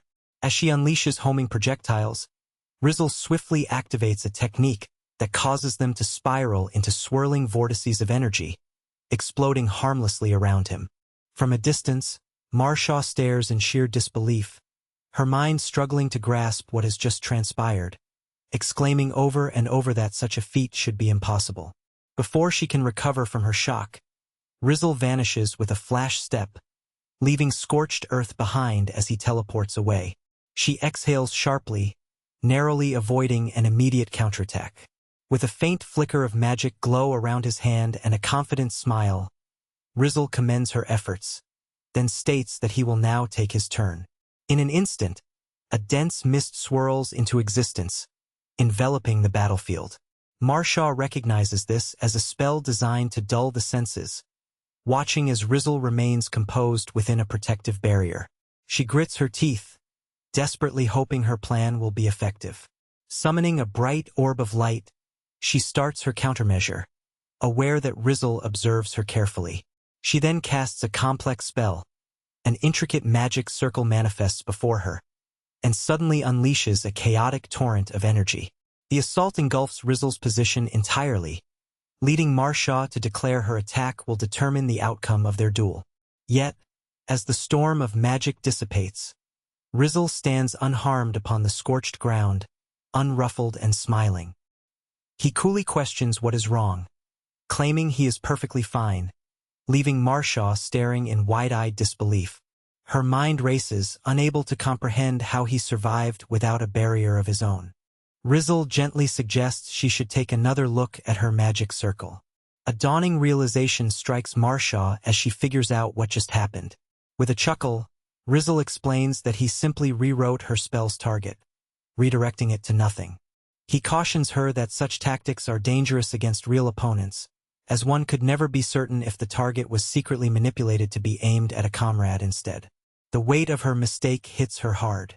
Embarrassed and dejected, Marcia collapses to the ground, lamenting her reckless eagerness to win, recognizing that casting such a large-scale spell was a grave error. He observes her fleeting moment of despair before offering reassurance. He assures her there is no need for worry, as he doubts that the combined hero possesses the skill to manipulate the magic circles. Consequently, her strategy should remain effective in the actual confrontation. As he approaches, he continues analyzing, complementing her overall plan. He recognizes that employing quick-cast spells to buy time while preparing a decisive attack is both a sound and well-executed tactic. Reaching her side, he places a steadying hand on her head, praising her for making it this far. He advises her to stay alert and vigilant, warning that she must not let her guard down or succumb to the combined hero. Marcia lifts her gaze, visibly moved by his words of encouragement. Moore's face shines with fierce resolution, his expression fierce and unwavering as he bears a confident grin with clenched teeth. He declares that any difficulty will be insignificant if it leads to defeating the combined hero. With mutual understanding, their fists bump in a firm gesture that seals their alliance. Moments later, the tension dissolves into a simple pleasure. Mayor Shaw happily takes a large, satisfying bite of the sandwich she has been given. As she relaxes on top of a rock enjoying her meal, he stands nearby and asks whether the training was worthwhile. She responds affirmatively, admitting that it even had its enjoyable moments. He smiles, relieved. Rizzle confesses that he had worried she might burn out after setting such an ambitious goal. Surprised by his concern, Marcia explains that her motivation has only increased, especially now that she is learning new skills like defensive spells. Her genuine dedication makes him pause, and he secretly reflects that she is quite different from the friends he once knew. Meeting her gaze, Marcia reaffirms her vow to become his companion, stating with conviction that she fully intends to keep that promise. Changing the subject, she marvels at how delicious the sandwich is. Rizzle casually mentions that Cecil and C prepared it. This surprises Marcia, who finds it hard to believe C is capable of cooking. Rizzle clarifies that C is actually ranked among the top 2 chefs in the entire kingdom, prompting him to muse that one truly cannot judge a book by its cover. After a satisfying stretch, Marcia suggests it is time for them to return home. Rizzle, standing a short distance away, agrees calmly. As they begin to leave, he suddenly halts, a questioning expression on his face. Noticing his pause, Marcia turns and asks what's wrong. Suddenly, the ground trembles and erupts as a colossal dragon surges forth from beneath the earth, its mighty roar reverberating as it demands to know who dares to disturb its sleep. The sight leaves Marcia trembling in shock as she recognizes the creature. Seeing her reaction, Rizzle quickly asks if she knows the beast. She snaps that she has no idea, admitting it is her first time seeing such a creature. Her expression shifts to seriousness as she explains that it resembles an ancient legend. She begins recounting a myth from 10,000 years past, of a civilization upon this very land that was utterly destroyed by a single dragon. According to legend, only a handful of survivors managed to endure and reproduce, but under one strict decree: they must never disturb the slumbering beast. As the massive creature's foot presses firmly into the earth, Marcia prepares to unveil the name of this legendary dragon. It is John Cena, the ancient dragon lying in eternal sleep. A profound realization suddenly strikes both of them. They have awakened something truly extraordinary. Rizzle whispers in horror, recognizing the gravity of their mistake, knowing he would never want his own rest disturbed. Beside him, Marcia is speechless, her jaw slack with shock. However, Rizal's initial panic shifts swiftly into surprising calmness. Turning toward the trembling Misha, he nonchalantly asks what they should do next, suggesting they simply punch the beast back into sleep. Then, a deep, guttural laugh rumbles from the dragon's throat, dismissing their foolishness. Its voice drips with disdain as it addresses the tiny demon and her companion, mocking their audacity to threaten it with mere punches. Marcia chides Rizal for provoking the creature, her voice tense with warning. The dragon's fury ignites, and it roars an ominous vow to reduce their arrogance to ash, unleashing a torrent of destructive energy that hurtles toward them. Ryle remains calm, instructing Manhwa to activate the barrier to absorb the attack. To their relief, the barrier holds firm. Manhwa stares in astonishment as she realizes she has successfully blocked the assault. Ryle offers a confident smile, explaining that she had long since surpassed the dragon's power. The ancient beast, witnessing her strength, is momentarily stunned. He coldly remarks that what they face now is a foe well within her capabilities. Regaining his composure, the dragon scoffs, reminding them of an ancient pact. Should the great dragon awaken, it was the collective hero of humankind's duty to subdue it. Demons, deemed too weak to face the dragon alone, were to serve as support, resources, or bait. The memory of this humiliating agreement fuels Marcia's fury. Her face twists in anger as she vows to defeat the creature herself, vowing to nullify the pact by returning its body to the depths of eternity. Rizal regards her with a mixture of pride and admiration, noting she finally bears the look of a true demon lord. He encourages her, framing their clash as a vital first battle and an essential training ground for the day she would face the united hero. Marcia's expression shifts to one of fierce determination, her arms trembling with anticipation at the idea of fighting an ancient dragon. Her resolve solidifies. She will hunt the beast for the future of demons everywhere. The dragon roars in response, threatening to reduce her to cinders, leaving nothing but ashes behind. Unshaken, she concentrates her energy, gathering crackling power in her hands to forge a formidable attack, a magic spear. With a swift motion, the spear of pure enchantment cuts through the air, piercing the dragon's head with a blinding burst of light. The beast roars, not in pain, but in unmitigated fury. Its furious scream is abruptly silenced as a series of brilliant explosions erupt across its skull, engulfing the massive creature in a storm of destructive energy. The earth shudders beneath the weight of the ancient dragon's colossal frame as it crashes down, vanishing into a cloud of dust and debris. Marcia watches in stunned silence, quietly wondering if the battle has reached its end. She turns to Rizal, who notes that while Misha had surpassed expectations, the dragon itself had proved to be surprisingly feeble. Rizal declares his intention to deliver the final blow to prevent any further trouble, mentioning he plans to use the remains for negotiations with humans. His pragmatic attitude prompts Mo to consider their next move. She remarks that she already possesses clear evidence of her victory. Contemplating what should be done with the remnants, Rizal reflects on the value of the materials, suggesting it would be foolish not to utilize the body of a 1,000-year-old beast for crafting powerful magic artifacts. Suddenly, his eyes widen with a realization. "Ah, I understand," he exclaims proudly. Curious, Marcia asks what clever idea has come to him. He offers a reassuring smile and explains that he needs her help and will clarify his plan shortly. Later that night, beneath a luminous full moon, Rizal presents her with an object. Mi questions the sudden gift, though she admits she feels pleased. Her handmaiden urges her to accept it, promising that Rizal will reveal its purpose soon. As she touches the item, it begins to glow softly with an ethereal light. She gazes at it in wonder, struggling to grasp what it truly is. Rizal then explains that it is a magic sword forged from the slumbering ancient dragon's heart. Because it was created with her own magic circles, only she or someone of her bloodline can wield it. Overwhelmed, she clings to the weapon and protests that she cannot accept such a remarkable gift. She argues it would be wasted for her to use it. Her thoughts drift to her sister, Cecil, who watches her steadily with firm resolve.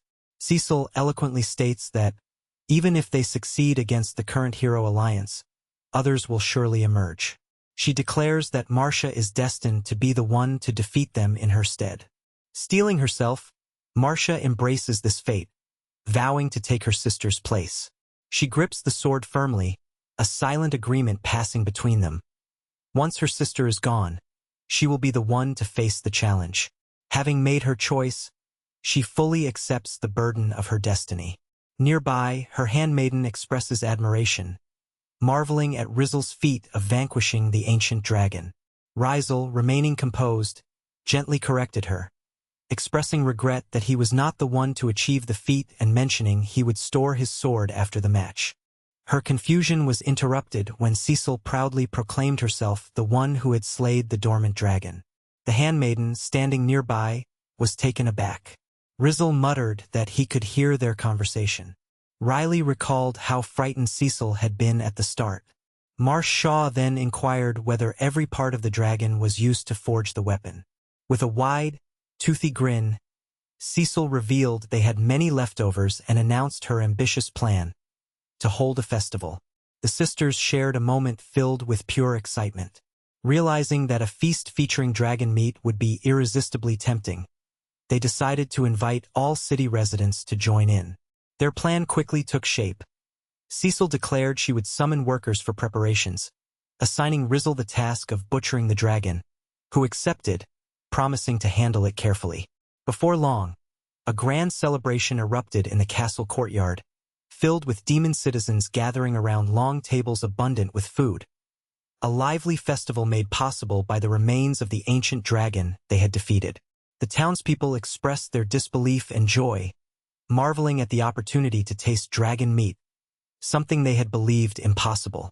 One explained to another that, although dragon flesh is typically tough, it becomes tender after the creature has slept for thousands of years.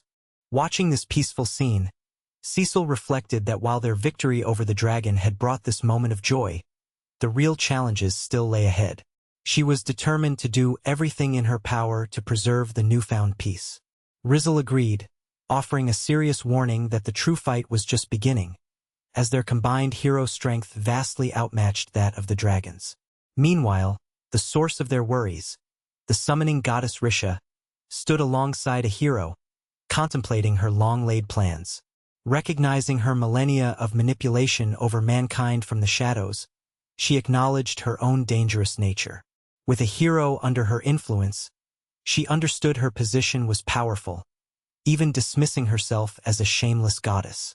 Back in the demon realm, Cecil addressed Rizel directly, expressing confidence that he and her sister could handle the impending threat. She emphasized the importance of their unity, and he solemnly agreed. Her gaze then turned to Marcia.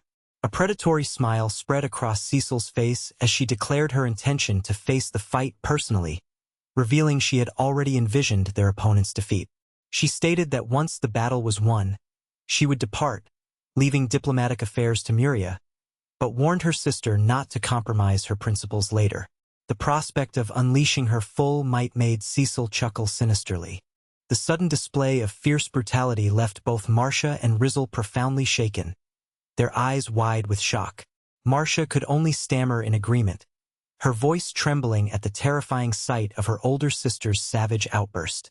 Inside the Demon Lord's palace, a grand feast had just ended.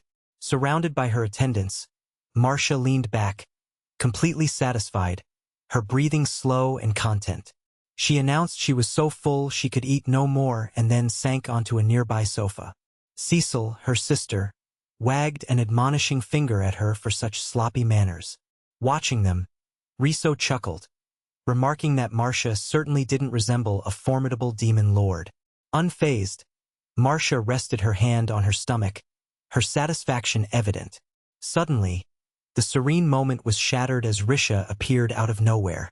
An unspoken tension instantly filled the air, their gazes locking, their faces merely inches apart.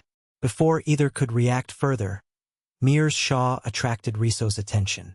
He confirmed that he had sensed the disturbance as well and reported that 3 figures stood at the castle's front gate. Noting their varying combat strengths, he expressed concern over their presence, considering it problematic. It was none other than the grimly determined hero group who had been summoned to confront them. From their vantage point, the heroes surveyed the fortress. Leo, one of them, muttered that it had taken them just a few months to arrive, an anticlimactic turn of events in his view. Dismissing his companion's caution, he declared that since their target was the Demon Lord, he would handle negotiations himself. Banana scowled in frustration at Leo's recklessness, but the bald hero strode forward, shouting loudly for the demons to bring out their master immediately. 2 demon guards blocked the way, refusing him entry. One of them sneered, calling him an impolite orc. Infuriated, Leo grinned and claimed he needed a warm-up before facing the Demon Lord. The guard, undeterred, promised to defend the gate at all costs.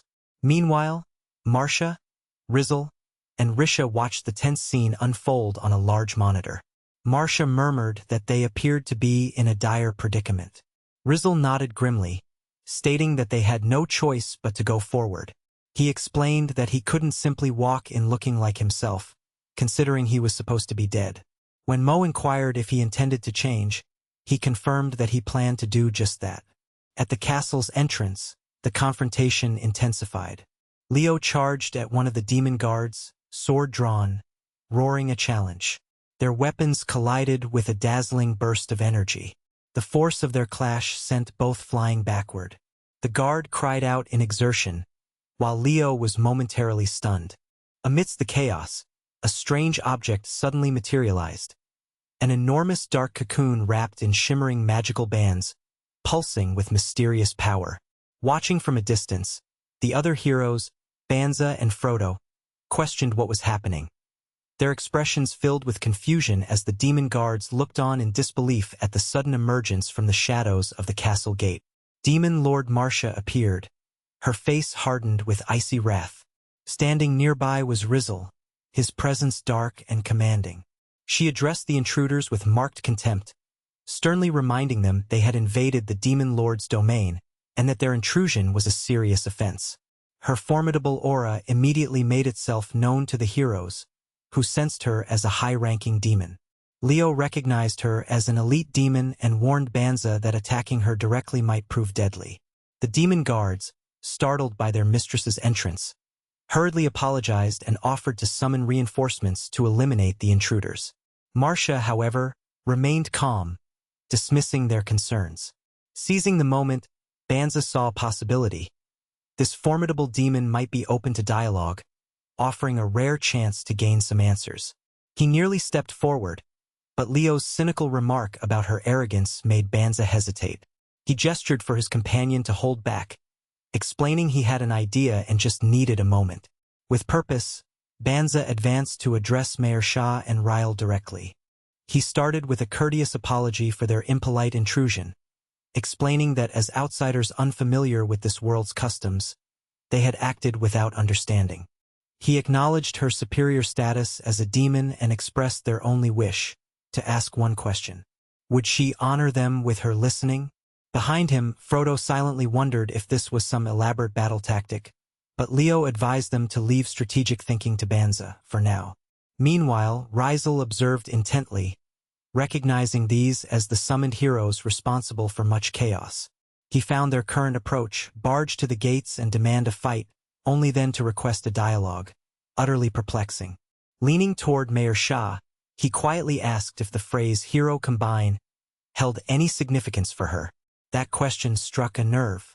Banza's face twisted in surprise as he realized Rizzle understood something crucial. Rizzle confirmed his suspicions with a subtle nod. Marcia, sensing Banza's reactions, whispered to Rizzle that he seemed onto something important. Rizzle nodded in agreement, prompting her to tell him to prepare a teleportation spell as they were shifting locations. As the spell began to manifest, the summoned heroes reacted with alarm. Banza clenched his fists, trying to reassure himself that they still held some control, while Frodo demanded to know the meaning behind Rizzle's strange behavior. Their queries were abruptly answered by a dazzling burst of light as a complex magic circle activated beneath them, its runes radiating immense power. The glow faded, revealing them in a dark, unfamiliar space. Despite the danger, Leo marveled at the intricate magic, until frustration replaced awe as he realized their predicament. He roared that they had been deceived, a grim recognition of betrayal. Banza echoed the sentiment, lamenting their foolishness in trusting the demon's words. His voice echoed through the vast chamber they now occupied, underscoring their dire predicament. A commanding female voice shattered the tense silence, ordering the summoned heroes to lift their heads. They looked up cautiously, their faces etched with a mix of fear and bewilderment, to see a young woman with prominent horns gazing directly at them.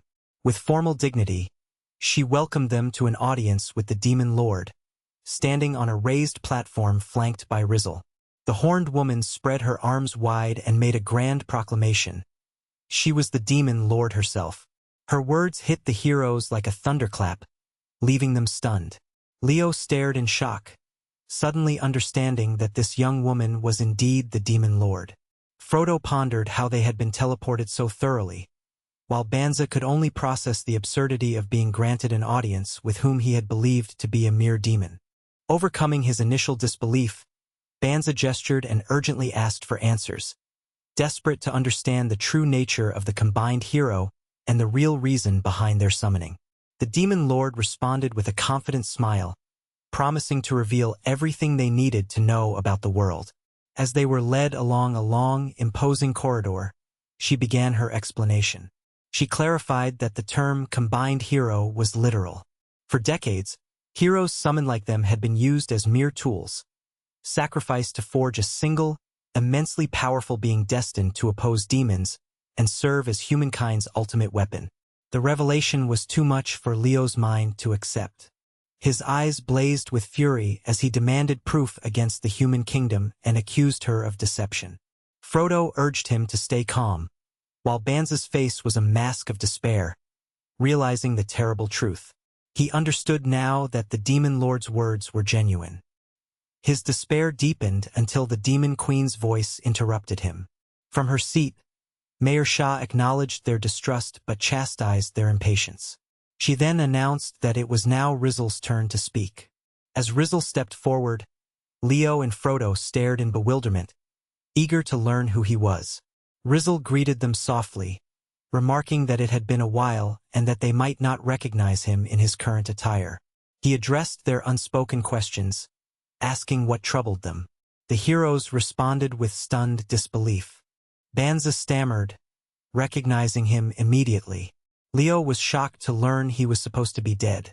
Rizzle explained that he had something important to show them. Holding up a small, glowing object, he urged them to judge for themselves. The device flared with light and projected a vivid vision directly into their minds. The scene appeared before them, a grand office where the king sat behind his desk. Standing in front of him was a young man with light-colored hair and bandaged eyes, a number, 39,124, floating above his head. The image was remarkably detailed. Banza instantly identified the location as the king's chamber. Frodo marveled at the precision of the depiction, while Leo, overwhelmed, demanded how Rizzle could know such specifics. As they struggled to process the scene, Marcia observed silently with a knowing smile, finding these revelations deeply convenient. Before the king stood a figure unfamiliar to anyone within the palace walls, drawing immediate attention. His appearance sparked lively debate among the heroes. Banza observed him calmly, noting he looked like an ordinary human, yet Frodo remained resolute, refusing to be deceived. Rizzle quickly cut through their confusion, identifying this figure as a composite hero, an amalgamation of all their powers combined. He then pointed out a number, explaining it was the combat strength he had read from the hero upon arrival in this world. The figure's number, a staggering 39,124, lingered in Frodo's mind. A chilling suspicion took hold. If the kingdom already had such a powerful entity, why would they need additional heroes? It became clear that this figure embodied a fusion of all summoned heroes over time. The realization hit the group like a thunderclap of despair. Banza's cry revealed that their chances of returning home were now lost. Frodo, overwhelmed, mourned never seeing his family again. Leo struck the ground in rage, cursing their grim fate. Moor's voice cut through their anguish, confirming their worst fears. The heroes summoned to the summit were mere pawns from the start. From her throne, she explained in a tone heavy with bitterness that the demons had been kept in check for years because humans possessed overwhelming strength and numbers. She declared this truth as absolute, their world's reality. Her gaze hardened with icy fury, warning them that no mercy would be granted. The hatred that had simmered for years, the rage for the pain inflicted on their loved ones, demanded retribution. Banza, trembling, fell to his knees and pleaded for help, offering anything, becoming a laborer or a slave to be spared. Unmoved, the demon lord looked past him to Leo and Frodo, coldly questioning their desires. Desperate, the three heroes begged for their lives, their voices echoing through the throne room as they implored the demon lord to show mercy. A slow, sinister smile crept across her face as she regarded the begging men. "I understand," she purred, her voice dripping with malevolence. "Then your first order is simple. You are to become corpses." Her words froze the heroes in shock, their faces blanched with disbelief and horror amid the royal chamber. Meanwhile, the king reviewed a troubling incident report. A party of adventurers, some human, some demon, had fought, but only the human had survived. The event was officially declared an accident, yet he considered the punishment, only a year in prison, far too lenient. Under demon law, such an act would have most likely resulted in execution. Elsewhere, a nobleman with dark hair tied neatly back nodded in agreement with the previous assessment. As he painstakingly reviewed the papers before him, he found the entire legal matter tedious and the reports increasingly burdensome. His quiet complaint was interrupted suddenly by a glowing halo of light manifesting out of nowhere above him, illuminating the room with intense radiance. Before he could react, a deafening crash rang through the chamber, shattering the silence and causing both him and the distant king to start in shock from separate locations. Clutching his head in terror, the noble wondered aloud whether a supporting pillar had just collapsed out of the blue. The noise was accompanied by a heavy, resounding thud. When he looked down in horror, he saw one of the summoned heroes sprawled motionless on the floor of his office, a faint groan escaping his lips. Yet he was not alone. His eyes widened further as he took in the gruesome scene surrounding him. 3 corpses lay strewn across the room, their bodies riddled with wounds that revealed gaping holes torn through their insides. A chilling thought struck the noble. Why had they come to his office? The impossible situation overwhelmed him, and with a nervous sweat breaking out, he realized there could be no other explanation. This was a nightmare, but definitely not a dream. Everything had been set in motion precisely an hour earlier within the Demon King's castle. There, Marcia sat on her throne with Riziel beside her, addressing the 3 summoned heroes. Her first command startled them all. "Go ahead," she ordered plainly, "and become corpses." The heroes' reactions were immediate, disbelief and outrage. Frodo, eyes wide behind his glasses, accused her of deception. Leo snapped in anger, demanding clarification about her words. Her expression remained cold and unreadable, her steady gaze unwavering. "I told you," she said calmly. "I speak only the truth." Riziel, her companion, advised her to cease teasing the heroes, prompting a slight, amused smile from Marcia as she admitted her intention was to enjoy their dumbfounded expressions. The heroes stared back in shock and confusion, their faces a mixture of anger and bewilderment. Marcia offered a soft apology, explaining she carried a bit of a grudge. Riziel, perspiring slightly, pointed out that her words had irritated the muscular warrior. Leo's face twisted with fury as he demanded whether she couldn't at least restrain her pranks. Ignoring Bansh's attempts to calm him, Leo insisted on an explanation that made sense. Meisha, noticing his agitation, advised him not to insult himself and added with a subtle smile that she appreciated honest men like him. She then shifted her gaze slightly, adopting a more neutral expression to Riziel, asking if he could handle explaining the situation further. He nodded quietly, ready to speak. Before he could begin, the hero started to speculate about how he might have survived the supposed death they had been told. Frodo questioned how he managed to fool both the assassins and the king himself, while Banza theorized that some form of illusion magic might have been involved. Leo, still tense and unsettled, wondered whether they had all been subjected to some kind of mind control or brainwashing. Razel instantly cut through their confusion with a blunt statement. He had crafted a fake body. The revelation stunned the team briefly, leaving them momentarily speechless. Frodo quickly grasped the truth, while Banza looked disturbed and Leo repeated the words in disbelief.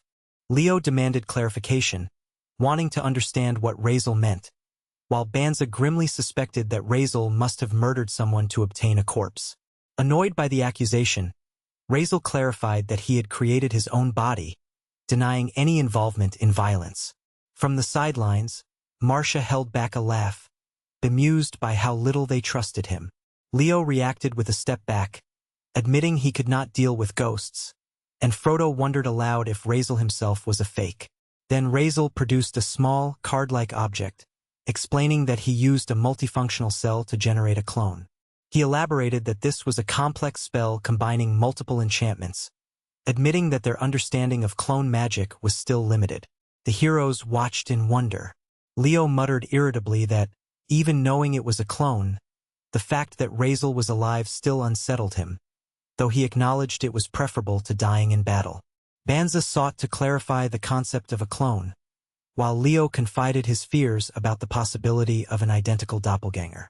Razel confirmed that, in theory, Banza's understanding was correct, but hesitated as he explained an important limitation. Clones could not be sustained for long. He distinctly emphasized that they had to use the clones this time and dismissed all objections. Leo recoiled in surprise, and Marcia apologized for Razel's stubbornness, asking the heroes to help manage him. With a surge of magic, the copies began to take form, flawless and entirely naked. The three heroes stared in awe at their perfect duplicates. Leo muttered in disbelief at how much the clone resembled him. Razel explained they were high-quality clones, ideal for faking death, but repeated their critical flaw. They could not sustain themselves indefinitely. Frodo raised a practical concern, asking what they should do with the bodies, given the danger of leaving them in human territory. Banza agreed, pointing out that the bodies would be unrecognizable. Razel assured them he had a solution. Mayor Shaw added that they would send the clones directly to the king's office, accompanied by a magic-infused letter. Elsewhere, in a luxurious bedroom, a nobleman with a dark goatee groaned as he awoke. His eyes fluttered open to find Rias at his side, expressing relief that His Majesty was finally awake. Rias explained that they had heard him screaming and hurried into the chamber to find him surrounded by corpses. The memory returned with vivid clarity. The nobleman sat upright, his eyes wide with fear, demanding to know what had become of the bodies. He listened intently as Rias reported that, after proper identification, the remains had been confirmed as the three summoned heroes. The nobleman grimly concluded that the demon lord had crossed a dangerous line.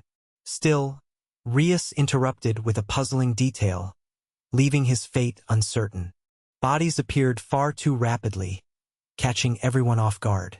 In response, Rias revealed a sleek, flat, rectangular device, hinting that it might hold the key to understanding this strange phenomenon.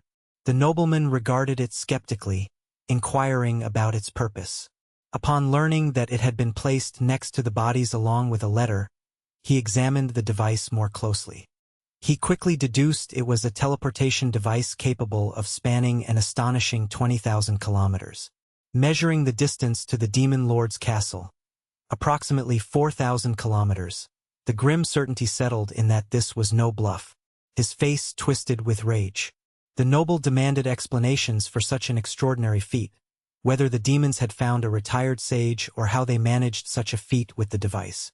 Before he could continue his tirade, Rias stepped forward, holding out a document that proclaimed its origin. As he read, the words of Demon Lord Marshaw dripped with mockery. She expressed gratitude to the human king for the gift of 3 summoned heroes, then coldly announced that the demons had already dealt with the ancient dragon and no longer needed his aid. She declared the conditions concerning the dragon waived, acknowledging the war he had declared through the heroes, and announced plans to alter their trade agreements significantly. The letter concluded with a sarcastic postscript, mentioning how delicious dragon meat was, which made the noble tremble with barely concealed fury. He erupted, slamming his fist onto the table as he roared at the shamelessness of the letter. They were supposed to take the initiative, yet the demon lord had boldly declared war first. Rias attempted to advise calm, warning that such anger could harm the noble's health, but his words were drowned out by the wave of rage. The noble dismissed the idea of sending a scout first, dismissing the letter as mere words. Instead, he ordered Rias to prepare the combined hero for battle, instructing him to incinerate the demon's territory and eliminate them all. When Rias hesitated, the noble's tone dropped to a threatening whisper, suggesting that failure might mean death by treason. Defeated, Rias complied with a heavy heart. In the darkness, the noble conspired to send the hero to remind the demon lord of her true place, convinced her arrogance was only temporary. A wicked smile played across his face as he reveled in the anticipation of victory. Meanwhile, in the demon realm, Marsha burst out laughing triumphantly. She pointed and shouted for everyone to witness how thoroughly the king had fallen for Riel's prank. The three summoned heroes, now comfortably seated, observed her antics, one muttering that she was merely a spoiled girl. Marsha chuckled, admitting that even she couldn't believe how easily her plans had fooled them all. Riel then revealed that his idea was to add a button to the teleportation device that would deliver a shock, predicting that the king would ignore instructions and press it. As he recounted the moment, Marsha realized with delight that the king had indeed pushed the button, falling perfectly into their trap. Rizzle nodded with a slight smile, acknowledging that the full message would soon arrive. In the meantime, the heroes reflected on their changing circumstances. Banza remarked on the luxurious treatment they had received, while Fru expressed regret for not understanding the truth earlier. Leo looked on with a sense of shame. Rizel noted their relaxed demeanor, and Marcia observed that they were fortunate to have been cloned before merging with anyone else. All the heroes agreed that being cloned was a far preferable fate to being forced into a merger with another being. Later, as Ryle sat alone, a knock at his door announced the arrival of the teleportation device used to deliver food. Rizzle, recognizing the signal, simply told them to come in. He received a letter from the demon Lord Mayor Shah, who cheerfully assured him she would rely on his help once more. After acknowledging her with a brief good work, he took his leave, the door closing behind him. The only response the humans had sent was this sealed letter. Shah sat down with it, her face thoughtful as she wondered about the contents of their reply. Meanwhile, Rizzle faced the summoned heroes, a confident smirk on his face.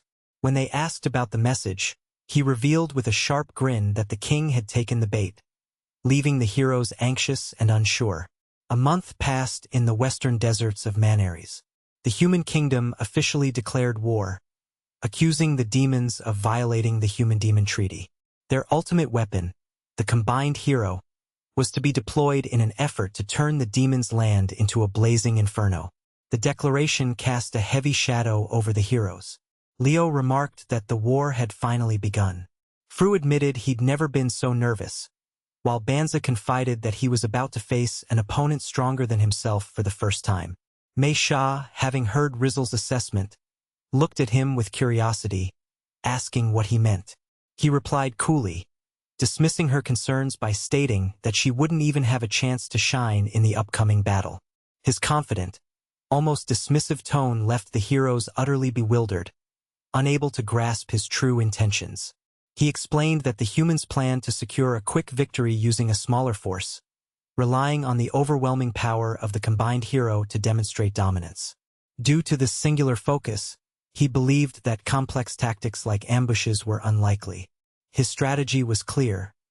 He intended to confront the combined hero head-on. By defeating this ultimate weapon, they aimed to break the morale of the human forces entirely. Marcia appeared, fully endorsing his bold plan. The heroes, however, were stunned, clearly recognizing the enormous risk involved. His audacious declaration lingered in the air as he loomed behind the demon lord, determined to face the combined hero alone. Mayor Shah's expression grew sterner as she absorbed the gravity of Rizzle's words. Under the glow of a luminous full moon, he gazed at a majestic castle, deep in thought about the preparations at hand. Muttering to himself, he deemed that his efforts should now be sufficient. From behind, Banza approached, greeting him casually and inquiring about his early-hour activity, suspecting it was either a morning stroll or a final check before the imminent battle. Banza's gaze then fell upon a spherical device hovering nearby, prompting him to ask if the preparations concerned it. Rissel confirmed, explaining that it was a magical device used to receive visual data, and that multiple such units had been strategically placed across the Demon Lord's domain, including within the castle itself. Banza was taken aback by this revelation, astonished at the vast number of magic stones needed to cover such a wide territory.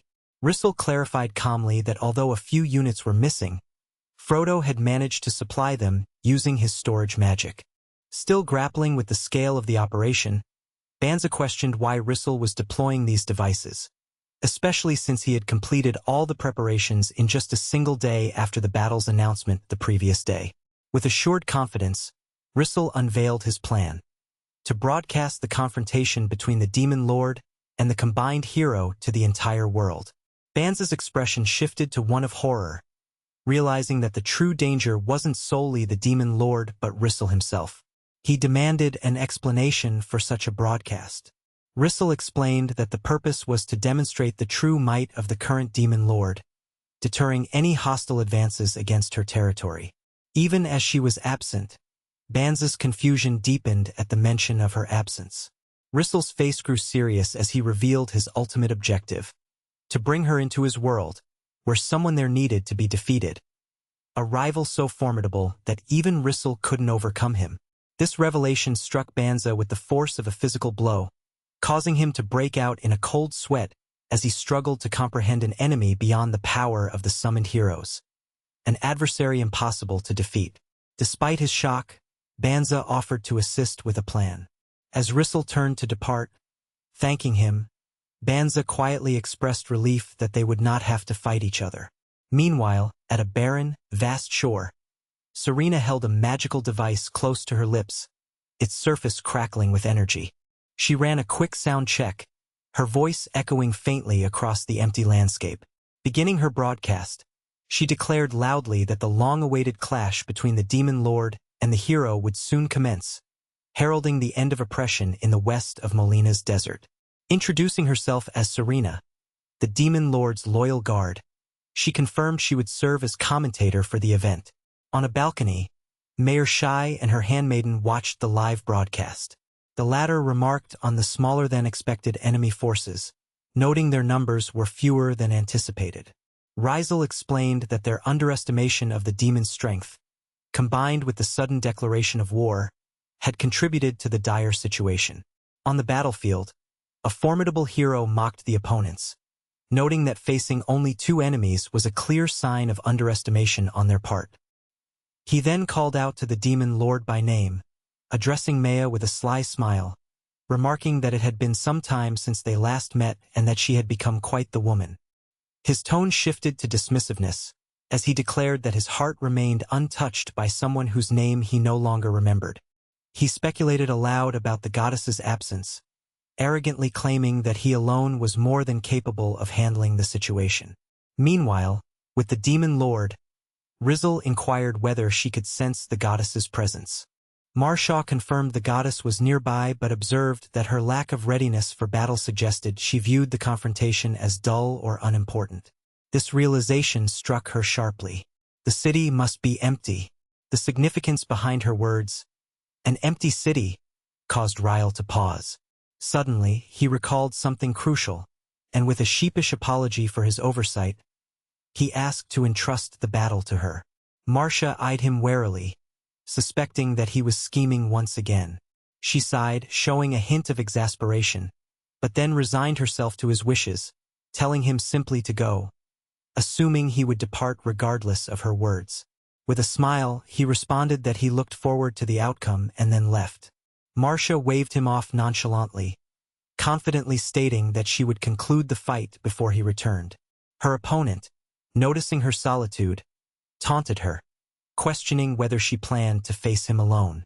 He added that she could bring all her forces to bear against him if she wished. The demon lord erupted into laughter, baffling the hero. She mocked his inability to grasp the vast difference in their power and found it amusing that she once feared such a weak adversary. As she spoke, dark wings, small but ominous, sprouted from her back. She inwardly derided the hero's weakness, amused that he had so easily fallen for her provocation. Enraged by her taunts, the hero declared that he would finish the fight himself and ordered his companions to stay back. From the sidelines, they voiced their support. The hero's declaration drew a fierce roar from the demon lord, who snarled that this would be his last day. He responded with equal intensity, a grim determination etched on his face. Without delay, the hero charged forward, sword raised high, boasting that he would end the battle within 10 seconds. He unleashed an extraordinarily fast slash of energy. Moore's eyes widened in shock at the speed and raw power of the assault. The strike struck true, unleashing a massive explosion of light and force that engulfed Marshaw's position. The hero coughed, feeling the strain of his overwhelming energy output. As the dust settled, Marshaw floated unharmed in midair, looking down at him with disdain and questioning how he could have failed to dodge such an attack. The hero grimaced in frustration, alarmed to realize that his healing was taking much longer than expected. The hero clenched his jaw, convincing himself that the damage was negligible. From the shadows, MHI sparkled as a tiny orb of dark energy materialized before her. Without warning, the orb detonated in a blinding flash, catching him completely off guard. He scoffed, dismissing the attack as mere childish tricks. Seizing the moment of his distraction, a shadowy tendril of energy shot through his back. He staggered, blood bubbling from his lips, consumed by a singular thought. He had to invoke his full healing magic immediately. Behind him, Marcia appeared silently and simply called him an idiot.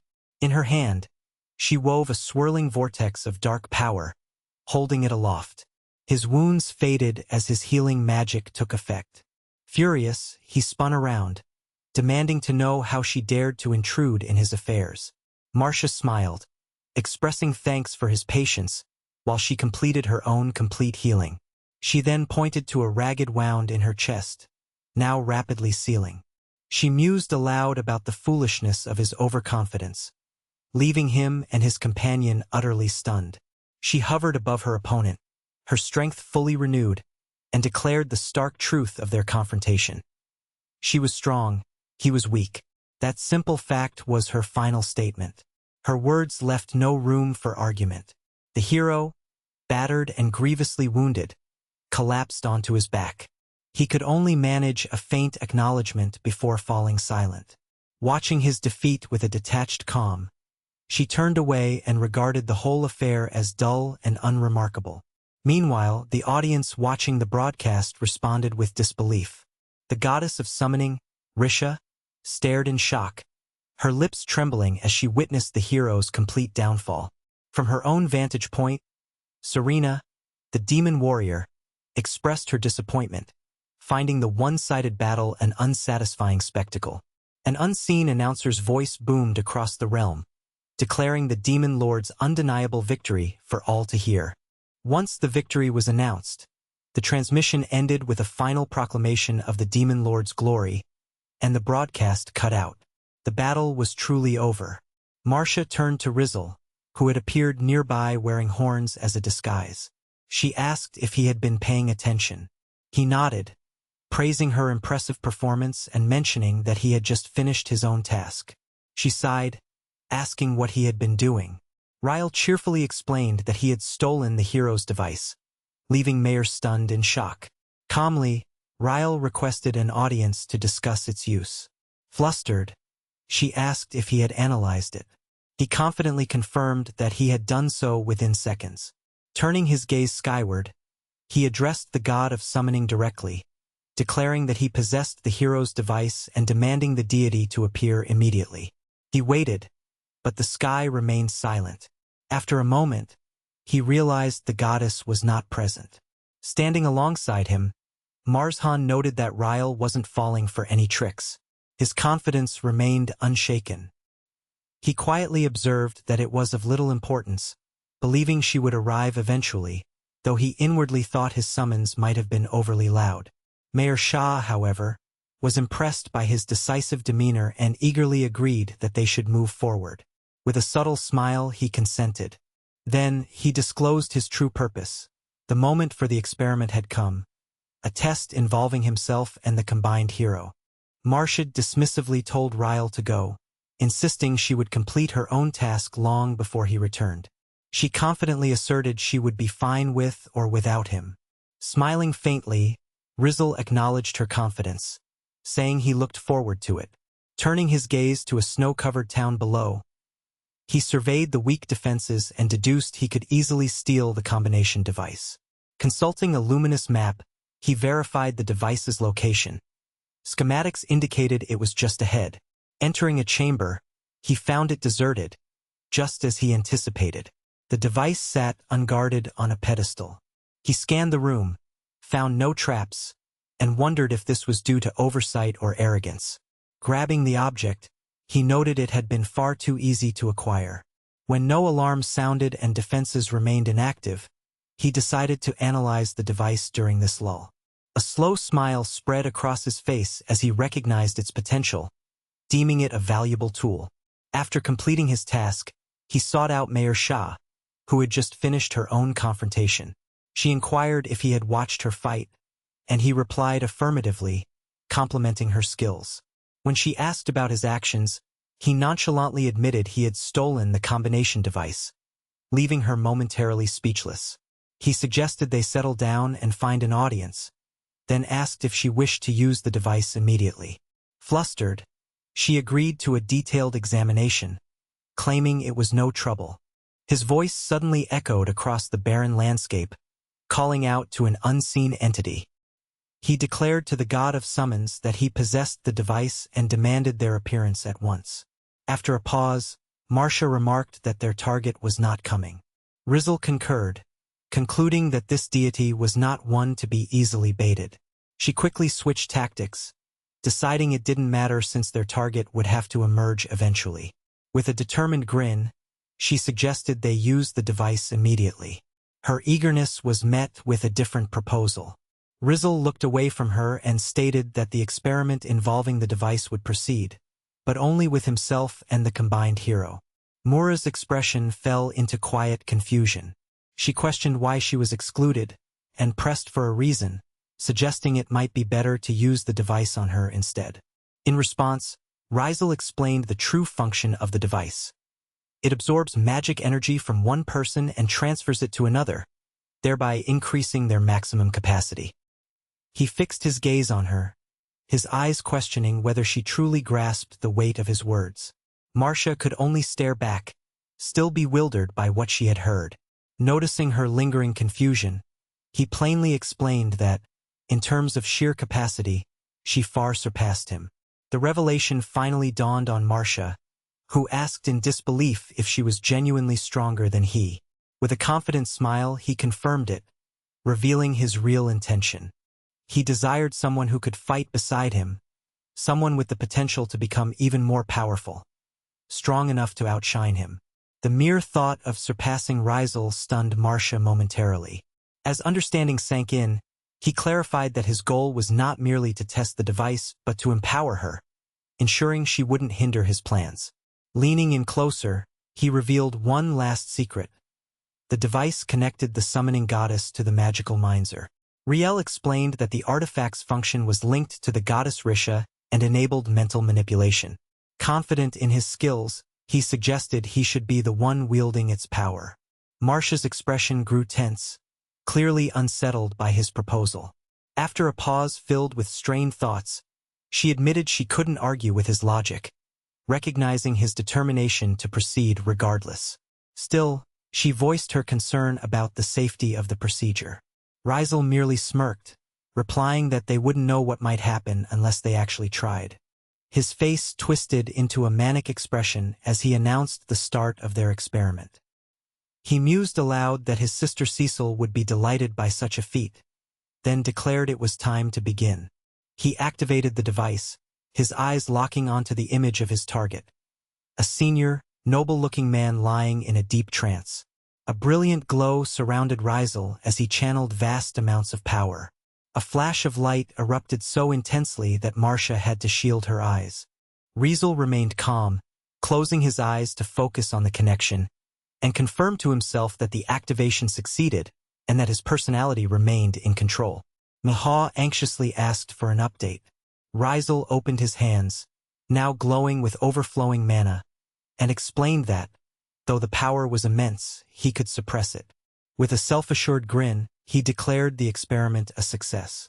Marcia's jaw dropped in awe, her fists clenched as she pointed at him. She shouted in disbelief that he had actually pulled it off. Their moment was abruptly interrupted by the arrival of an armored figure. Marcia turned, suspecting it to be the enemy captain. Rizal casually confirmed her suspicion, but the captain's expression darkened into a grimace, muttering that this was not what he expected. Horror twisted his face as he recognized the artifact in Rizal's possession, and he demanded to know why that item was here. Rizal calmly informs the foolish human that he has stolen the item, prompting the captain to cry out in disbelief, insisting it should have been secured deep within the palace. He stands firm as a disembodied voice directly addresses him. A faintly glowing scroll suddenly appears in midair, shimmering with subtle magic. The voice commands him to deliver this message to his king. It belongs to the goddess Risha, who, from afar, issues a stern ultimatum. She declares it to be the final warning for humans to surrender peacefully. When the captain receives the scroll, his composure collapses entirely. A wave of terror overtakes him as he comprehends the gravity of his task. He fears that presenting this to his ruler will result in torture and execution for his failure. Sensing his dread, Ryle speaks softly but menacingly, threatening to send the captain's head to the kingdom as a bonus if he's too afraid to serve his king. The captain shrinks back, muttering that he understands. Marcia then steps in with an offer, vowing that they will help him before he faces death. She appeals to him, urging him to come with them, just as they had assisted the heroes at the summit. Hearing this, the terrified captain turns and flees. In a frantic command, he orders his bewildered soldiers to retreat. No questions, no hesitation. As the group withdraws, Marcia notes that they seem to face no major obstacle. Meanwhile, Rizal wonders aloud whether the king will actually receive the message. Quietly, the fleeing captain makes a desperate, silent vow. If this is some kind of trick, he will hold a grudge against them even beyond death. Confronted with the vast army arrayed before them, Marcia suggests using a teleportation spell to send themselves away swiftly. Rizal, however, rebuffs the idea, insisting they need all the time they can muster. With a resigned sigh, Marcia accepts that retreat might be their only option. Rizal explains he intends to test some new tactics, motivated by his recently expanded mana reserve. Marcia listens carefully, her face thoughtful as she considers his plan. She pouts, grumbling that it isn't fair he gets all the new abilities, especially since she was the one who defeated the combined hero. Rizal teasingly comments that she seems in a bad mood. Leaning closer with a confident gleam in his eyes, he assures her not to worry. He's preparing a final trump card tailored specifically for her. Her annoyance quickly disappears, replaced by wide-eyed surprise and curiosity. With their decision made, he declares it's time to return to the castle, expecting that Cecil and the others are preparing a feast. As they walk through the paved courtyard, his attention is suddenly drawn to something ahead. A massive crowd of demons has gathered, eager to welcome them back. At the center stands Marcia, flanked by Risha and other high-ranking members of her court, all awaiting their victorious arrival. Moore's face brightens with genuine joy. She throws her head back and laughs heartily, reveling in the warm and proud reception. Beside her, Rizal gazes with a tender, warm smile. The celebration intensifies as Marcia is enveloped in a heartfelt, tight hug from her sister, Cecil. Nearby, Serena, Risha, and other demons cheer and laugh, adding to the lively scene. Within the crowd, a young demon boy watches in awe, bewildered by the joyful chaos unfolding before him. A proud demon chef presents a large platter bearing an enormous roast, its aroma filling the air. Marcia and Cecil gaze at the feast with wide, hungry eyes, while Rizzle observes the scene from a slight distance, a peaceful expression on his face. Later that night, the festivities come to an end. Marcia, now resting in a spacious bed, softly calls out to her sister Cecil, lying beside her. She listens as Cecil speaks with a hint of disbelief, confirming that Marcia had indeed defeated the formidable hero. Her voice quivers with awe and shock. Cecil then notices her own hand resting on the sheets and marvels aloud that she achieved such a feat with that very hand. She confesses that the experience had been terrifying, a tremor still passing through her as she recalls the fear she felt during the battle. Gently, Marcia takes her sister's trembling hand, offering reassurance. She reminds Cecil that with that very hand, the proud hand of a demon lord, she had protected their homeland and its people. It was a vital step forward, a significant progress. Looking into her sister's eyes, Marcia makes a solemn vow. Regardless of how close or distant Ryle might be, they would safeguard their world together, with Cecil's strength at their side. Unbeknownst to them, just outside the chamber door, Ryle leans casually against the wall, having overheard their heartfelt promise. He silently affirms their resolve, promising himself that they will indeed defend their land together.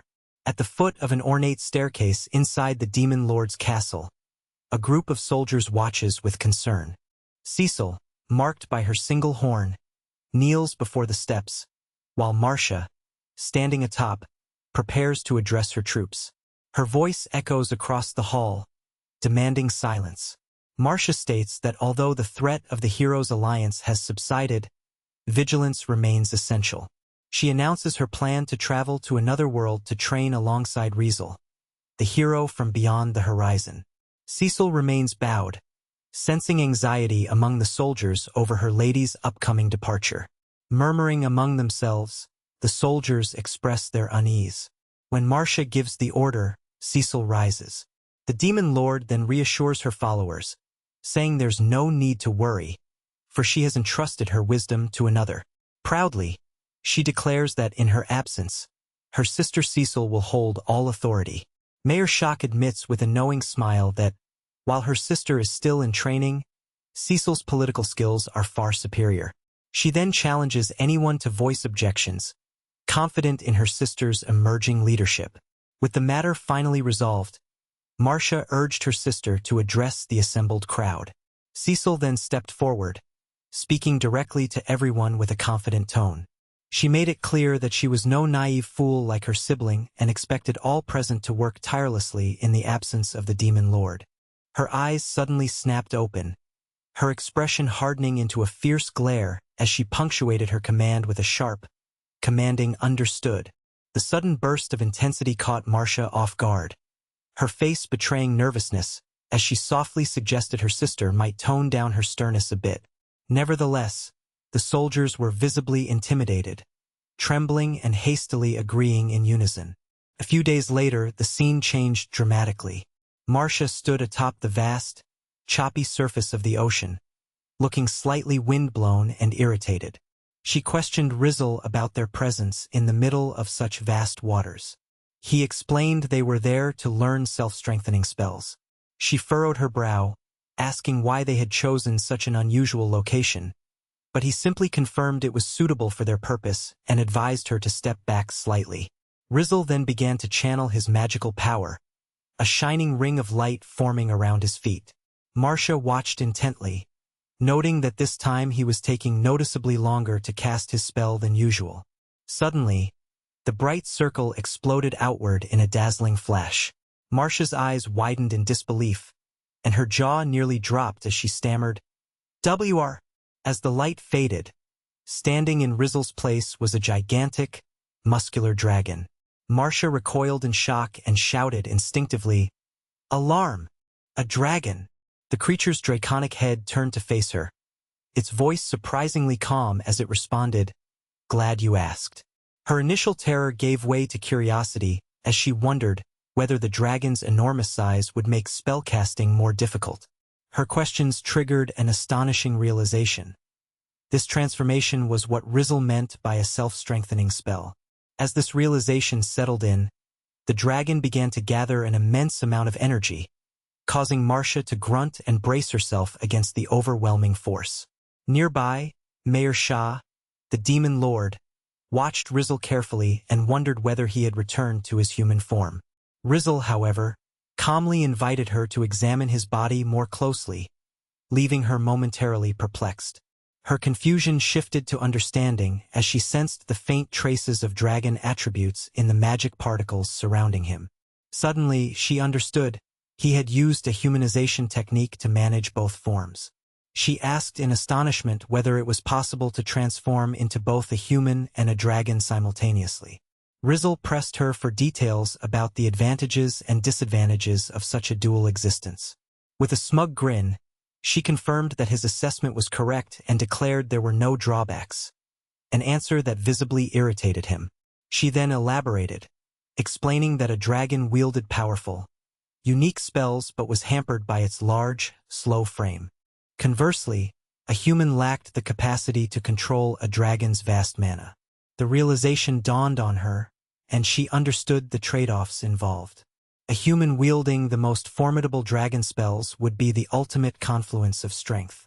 He affirms her assessment, adding that this form grants him enhanced physicality alongside the dragon's distinctive magic. Marcia eagerly explains that transforming into a human without disabling the dragon aspect cancels out all their inherent vulnerabilities. This hybrid state merges human agility and quick thinking with the dragon's durability and resilience, creating a pure form of self-empowerment. The idea crystallizes in her mind as a form of ultimate self-strengthening. She ponders that to become a dragon, one must first conquer one, an insight she had never considered before. Yet, this realization sows seeds of doubt within her. Toward the end of her hesitance, she admits in a fragile voice that she isn't sure she is capable of mastering such an advanced technique. Her negativity triggers a sharp response from Rizzle, who seizes her and commands her to stop uttering such thoughts. He firmly dismisses her doubts, asserting that her dragon form is rooted in her vast reserves of mana, making her the perfect candidate for this mastery. He reveals that he himself only achieved this ultimate spell after merging with a legendary hero, emphasizing her incredible suitability. His fiery reaction softens when he recognizes that her persistent low self-esteem likely stems from years of mistreatment. Outwardly, he advises that such negativity is a harmful habit, though it is also connected to her way of thinking. He then accepts his role as her mentor, promising to help her build confidence. Overcome with emotion, she apologizes and, with a hopeful grin, agrees to rely on his guidance. Her positive attitude pleases him greatly. He declares that her spirit is precisely what is needed and that her first step should be mastering the art of self-strengthening. To this end, he presents an exquisitely crafted bracelet, instructing her to wear it. As she admires its beauty, she asks about its purpose. He explains that it will ease the burden of her training and serve as a minor spell stabilizer. Finally, he challenges her to transform into both dragon and human while wearing the bracelet.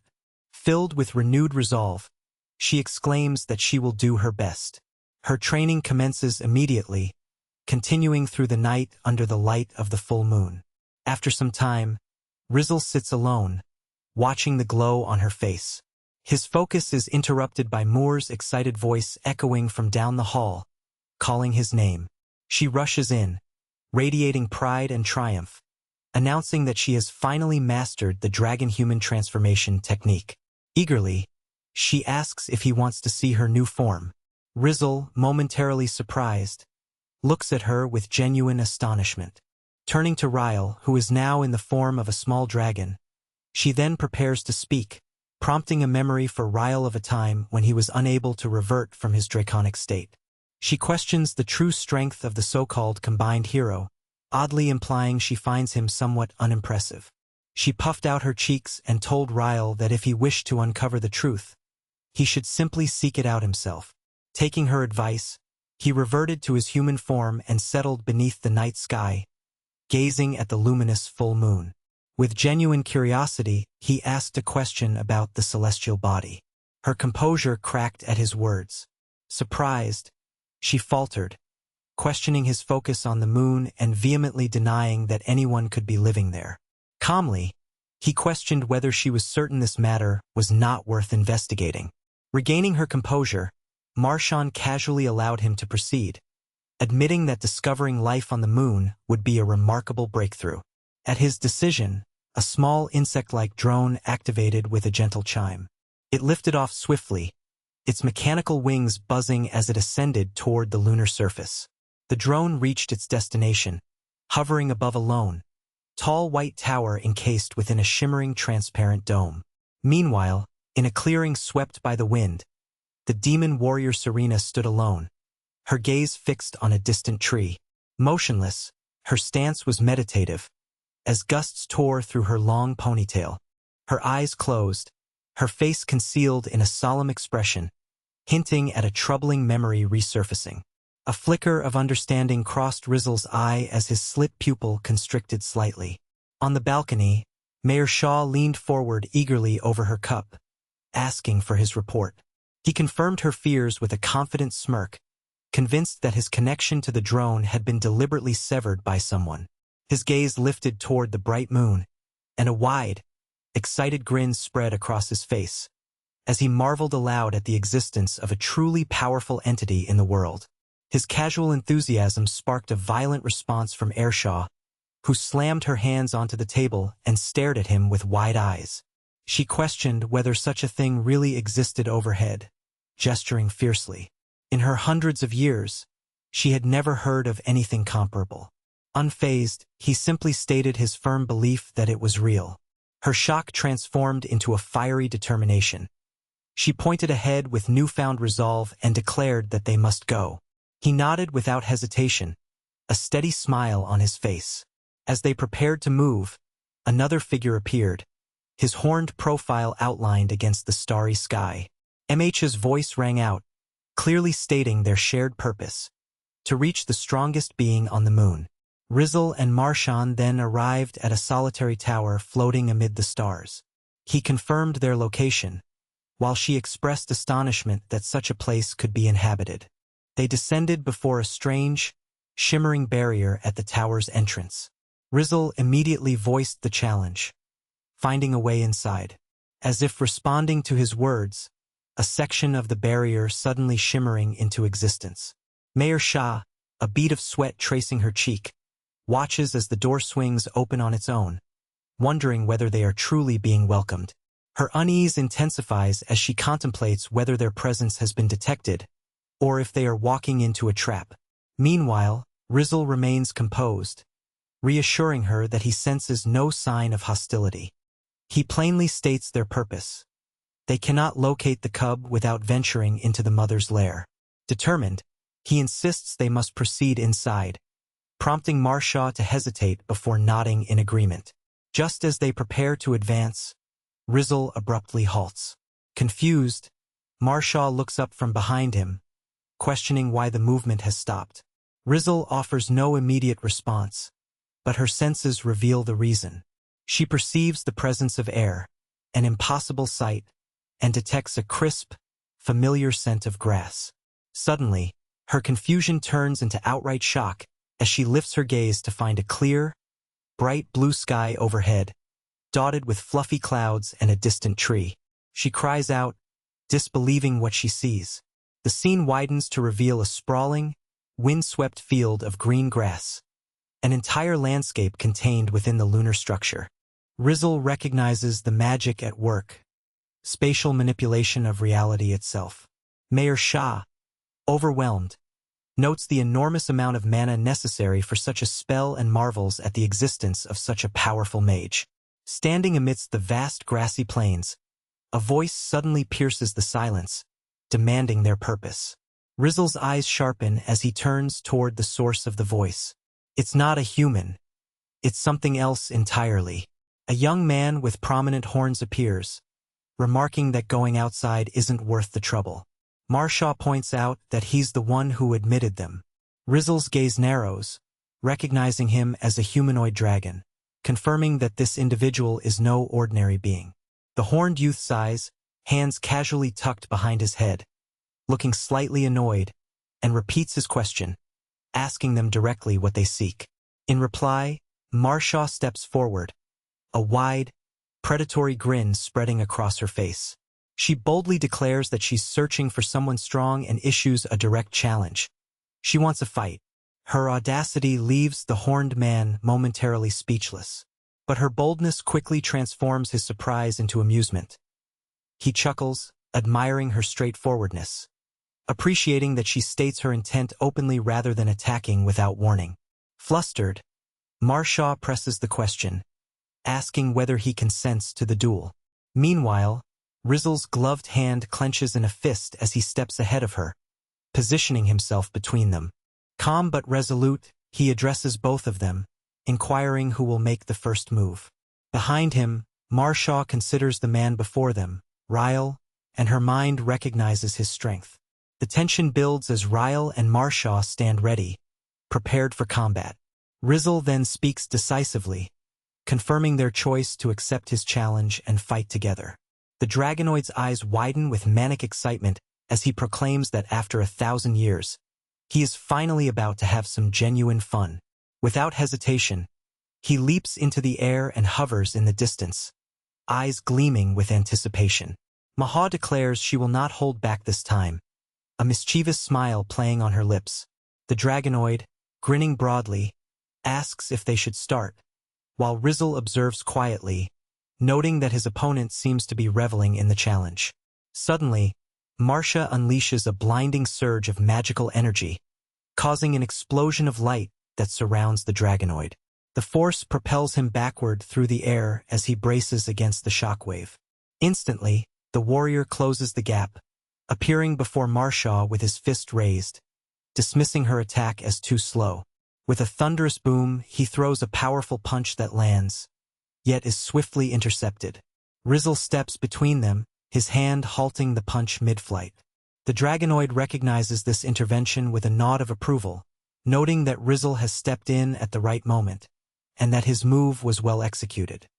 His gaze shifts to his own clenched fist as dark, swirling energy begins to emanate from Rizal's palm, forming tendrils that coil around his arms.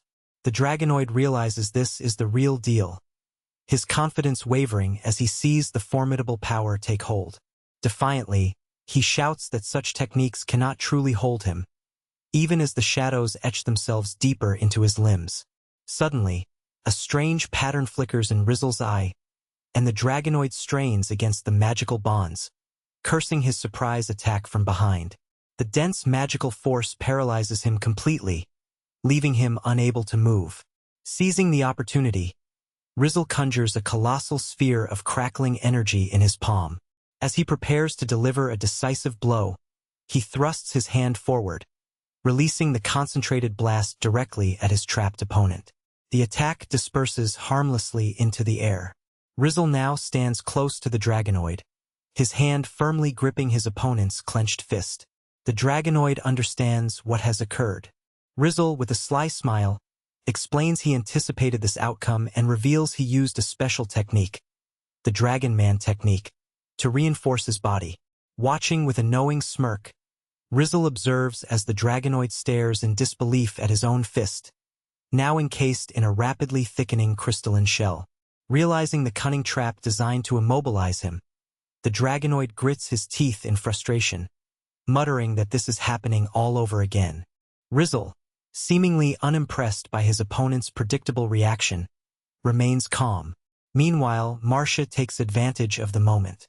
She launches a powerful high kick aimed squarely at the Dragonoid's head, asserting that a dragon's greatest weakness is its short temper. The Dragonoid glances upward just in time to see her attack descending. His face twists into a look of pure shock, disbelief etched in his expression. He scoffs, believing that no woman's kick could be so formidable. But his confidence shatters as the strike lands with devastating force, smashing into his face and sending him staggering backward, a spray of blood marking his pain. After delivering the final blow, Rizal executed a precise upward thrust that pierced the Dragonoid's chest. Blood erupted from the wound as the creature's life force waned. Rizal remained calm, while Manhwa watched from a distance, The sheer force of the strike seemed to ripple through the air itself. As the dragonoid collapsed, he finally understood he had been defeated by an otherworldly warrior. Both Rizzle and the startled Marcia observed his defeat, the creature lying broken on the ground. The dragonoid, with his last strength, looked up at Rizzle and asked if he had realized the truth yet, commenting on the strange attire Rizzle wore. Rizzle's gaze shifted to Marcia, who studied him intently before expressing her desire to teach him her skills. He questioned her, wondering if she was genuinely willing to pass on her abilities. From his suffering state, the dragonoid chuckled faintly, remarking that even the Demon King lacked true talent. His amusement faded, replaced by a serious stare directed at Rizzle. With his final breaths, he pleaded whether Rizzle or Ryle would heed the request of an ancient dragon. Without hesitation, Rizzle knelt beside him, accepting the outstretched hand. As their palms met, a soft glow flowed from the dying dragonoid into Rizzle. The warrior expressed gratitude for having fought someone so formidable. Upon confirming he had received the gift, Rizzle watched the creature take his last breath. The dragonoid's words trailed off, an attempt to explain the power he had just bestowed, and his final thoughts echoed in silence. It had been truly enjoyable. With his eyes closed, life departed from him. Marcia quietly acknowledged that he was gone, her voice subdued. Rizzle simply nodded in agreement, noting that the dragonoid had dedicated his entire existence to self-improvement. Marcia, her face serious, admitted how difficult it was to believe such powerful beings ever roamed the world. Turning to Rizzle, her expression hardened with resolve. She declared there was something important she needed to say, something she couldn't hold back anymore. He focused on her, curiosity evident. "What is it?" he inquired. She questioned his decision to kill the dragonoid, arguing that the battle was over and there was no necessity for further violence. She emphasized that he was the only other true strength in the realm and that it would have been wiser to keep him alive. Before Rizzle could answer, she suddenly raised her hands, shouting for him to wait. She understood that the technique he inherited from the dragon explained everything. Rizzle chuckled softly, causing her to furrow her brow in confusion. "What technique are you talking about?" she asked. With a subtle, knowing smile, Rizzle revealed its name: Resurrection of the Dead. The words struck her speechless, the weight of their meaning sinking in. The spirit of the dragonoid materialized, laughing heartily and admitting that Riel had fooled him. Fury ignited. Marcia screamed at the apparition, vowing to kill him all over again. Standing beside a lone tree, Manhwa inquired whether Rizzle planned to attempt the resurrection right away. With a confident smile, Ryle acknowledged it sounded like something a mad scientist might say. He admitted it was his first attempt at bringing someone back to life, but expressed a keen curiosity about the process before boldly declaring his intent to start. He extended his hand, from which a brilliant light erupted, radiating with intense energy. This luminous force flowed across the grass toward the motionless, lifeless body of the dragonoid. The light cocooned his form, repairing a fatal wound in his chest and healing injuries to his face. As the glow diminished, his eyes fluttered open, shimmering with renewed vitality. He sat up, stretching with a groan, fully restored. Ryle remarked that the resurrection had been successful. The dragonoid then turned toward him, saying he had known Rizzle would be the one to revive him. This sparked an idea in Mayor Shaw, who eagerly asked if they could harness this incredible power to revive fallen citizens. Ryle bluntly replied that such a feat was impossible, dismissing her hopes. Confused, she pressed for an explanation. The dragonoid calmly suggested they discuss it over tea. Before anyone could move, Marsh Shaw suddenly realized something, exclaiming that the technique could only resurrect those the user had personally slain. Sitting down for tea, the dragonoid explained that this particular restriction increased the method's success rate. He reasoned that without such limits, chaos would inevitably ensue. Marsh Shaw quietly conceded his point. Rizzle clarified that he could not resurrect the dragon Marsh Shaw had defeated, revealing this was why it was impossible. He offered to teach her the technique should she wish to attempt another fight, though his tone hinted at a hidden catch. Internally, Marsh Shaw dismissed the idea, thinking the dragon had been too weak for it to serve as a proper training opponent. The dragonoid then changed the subject with a knowing smile, mentioning that he had heard not only of Rizzle defeating the synthetic hero but also of his conducting a synthesis experiment. Rizzle was caught completely off guard by this revelation. Surprised, he demanded to know how the dragonoid could have obtained such information. He quickly tried to dismiss it, asking why it mattered. The dragonoid simply winked and said that even he knew as much. He continued, suggesting that if the opponent was in fact the synthetic hero Rizzle had previously slain, he might be able to resurrect him with his own hands. However, he admitted he had never tried it and could not guarantee success. Rizzle processed this information silently, a thoughtful expression on his face, before suddenly announcing that they should return to the Demon King's castle, as the idea had just occurred to him. Mayor Shaw, surprised by the abrupt change in plans, protested, explaining she was in the middle of an explanation. Rizzle simply stated that he understood the core of it and that it was enough. Mayor Shaw muttered that he had avoided the topic, yet the dragonoid remained composed and told her she was welcome to visit at any time. Seizing the moment, Ryle turned to the dragonoid and asked if he planned to accompany them. The dragonid cheerfully declined, explaining he intended to enjoy his retirement. Rizzle offered a smile in response, saying he had anticipated as much. With their business concluded, Ryle bid farewell, promising they would meet again, and the dragonoid simply nodded in agreement. Their hands clasped in a firm handshake signified mutual respect, and Rizzle referred to him as his friend to mark their bond. Marcia waved energetically as she and Ryle turned to leave. Watching them go, the dragonoid lingered for a moment before directing his focus to his own immediate future. He strolled to a solitary tree atop a grassy hill, lay beneath its shade, and decided to rest. Later, under the moon's glow, Marcia sat in a chamber within the castle alongside her sister, Sile. She voiced her frustration about Rizzle, questioning why he had summoned Sile as well. Her sister, however, appeared unmoved, expressing eagerness for what was to come. Suddenly, both sisters fell into stunned silence when Rizzle appeared at the doorway. With calm composure, he offered an apology for the delay. Yet, his attention was fixed on an elderly demon man whose eyes brimmed with tears upon recognizing his granddaughters. The old man uttered a whisper, "Grandfather." His voice, thick with emotion, called out to both Marcia and Sile. Overwhelmed, Marcia could only stammer that this couldn't be happening, all memories rushing back. She recalled her grandfather's gentle touch and his voice instructing her and Sile to listen carefully. In her mind's eye, she saw him gaze down at his young granddaughters, imparting a vital piece of wisdom. One of them would surely become the Demon King, and they must always support each other. He urged them to work as a unit to improve their land and reminded them to lean on allies during difficult times. The memory faded, returning the sisters to the present, where they collapsed into their grandfather's arms, tears streaming down their faces.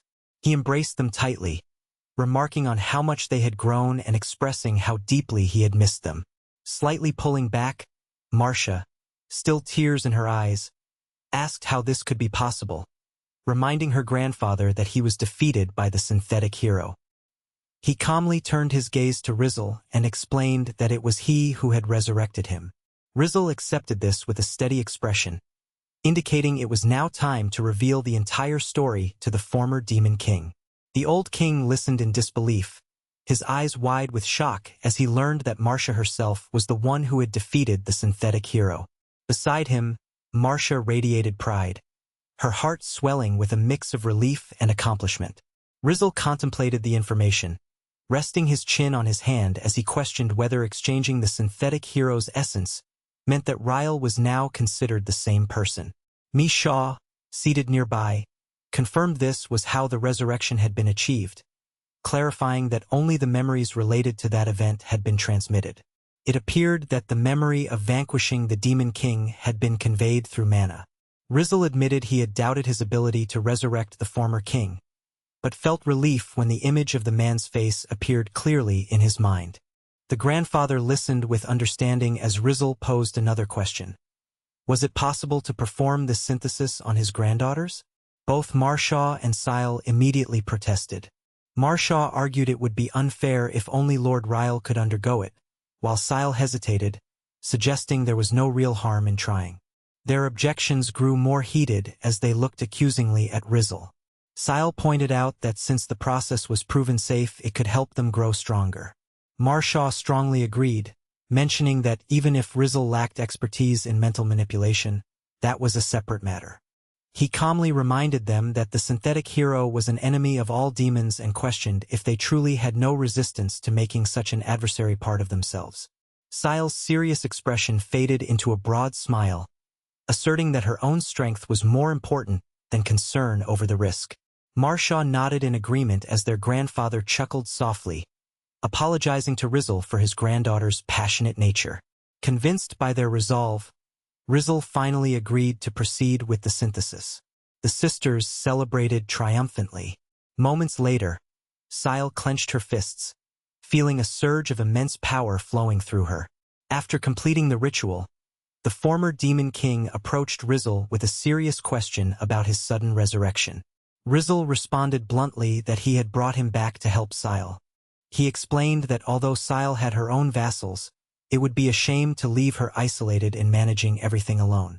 With his decision made, Rizzle watched as the ancient king examined his granddaughters. Marshaw playfully teased Sile, boasting that she now felt capable of casting ultimate magic with ease, which made her blush and ask him not to try it there. The old king chuckled warmly, his eyes crinkling with a gentle smile, and accepted his new role, stating that watching over his granddaughter was the greatest joy a grandfather could have. Seeing the matter settled, Rizzle expressed sincere gratitude. He then placed a hand on the king's back in a gesture of camaraderie, conveying that he looked forward to working together in the future. A sudden, sharp disturbance slices through the air, catching both him and the aging king off guard. Their heads turn abruptly, eyes narrowing with renewed focus. Meanwhile, Moore's eyes sparkle with emerging power as dark energy crackles around her hands. Standing beside Sile, she announces that their preparations are finally complete and that she is ready to confront the humans in negotiations without hesitation. The scene shifts to a human city, where a furious shout of "Damn it!" echoes through the bustling streets from a stately building. Inside, the human king's face twists with rage as he gazes in frustration, questioning aloud why victory eludes him. His attendant, Rias, watches nervously as he notices the king's hand bleeding from the outburst. The king, suddenly turning fiercely toward him, roars for silence, causing Rias to recoil in fear, letting out a small squeak. As the shouting subsides, an intense, blinding light suddenly erupts from an open doorway, flooding the entire room. From the threshold stands a lone figure cloaked in glowing radiance, paralyzing everyone in its presence. Rias stammers in disbelief, overwhelmed by the magnitude of the figure's power. The mysterious visitor, who had emerged before the human king, steps forward, revealed to be part of a trio. A woman with large dark horns and an unwavering smile leads the charge, flanked by the stern-faced Marshaw and a dark-haired horned man. She addresses the king directly, introducing herself as Sile, the new Demon King, with an air of undeniable authority. With her claim asserted, she proposes they begin peace negotiations immediately. The king stares, wide-eyed and trembling, shock and terror etched across his face, unable to find words. Demon Lord Marshaw offers a warm smile, expressing gratitude for the welcome. By her side, her sister Cecil maintains an expression of stern disapproval. The scene takes place in a formal meeting room where the demon delegation, including Marshaw, Cecil, and a tall horned figure, faces two human representatives, a flustered noble with a goatee and his anxious, bull-haired aide, Regius. The noble, sweating slightly and clenching his fist on the table, mutters that he had no choice but to accept the situation.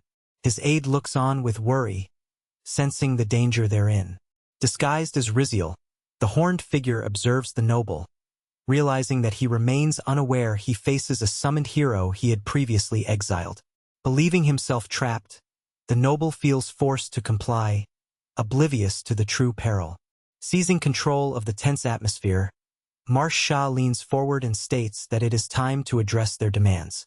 She clearly outlines their primary condition: the complete and immediate abolition of the long-standing unfair treaty between humans and demons. Marshak concluded with an astonishing demand: 1,000,000,000 pi in reparations for past wrongs. Following this shocking declaration, Cecil calmly slid a document across the table, explaining that all the details were meticulously recorded within. The noble flinched, eyes wide with disbelief, stammering, what did you say?" Cecil feigned surprise at his reaction, covering her mouth in mock astonishment and urging him to stop telling such blatant lies. In response, the noble slammed his hand against the table, vociferously denying the claim that humans had enslaved demons within their territory. Unfazed, Cecil simply asked him to produce evidence supporting his statement. Behind her, Rizzle nodded in agreement, his hand starting to glow with a radiant light. The noble, visibly sweating and cornered, could only sputter that he was not lying. His face twisted into an expression of pure terror as a magical projection appeared, revealing irrefutable proof: demons chained and forced into labor, guarded by armored sentinels. A voice demanding an explanation broke the tense silence as the noble fumbled for an answer. Demonstrating her authority, Demon Lord Mayor Shaw pressed her advantage, questioning whether he still dared to deny the existence of slaves, considering there were around 100 such facilities known to them. Quietly, Cecil told Ryle to dismiss the image.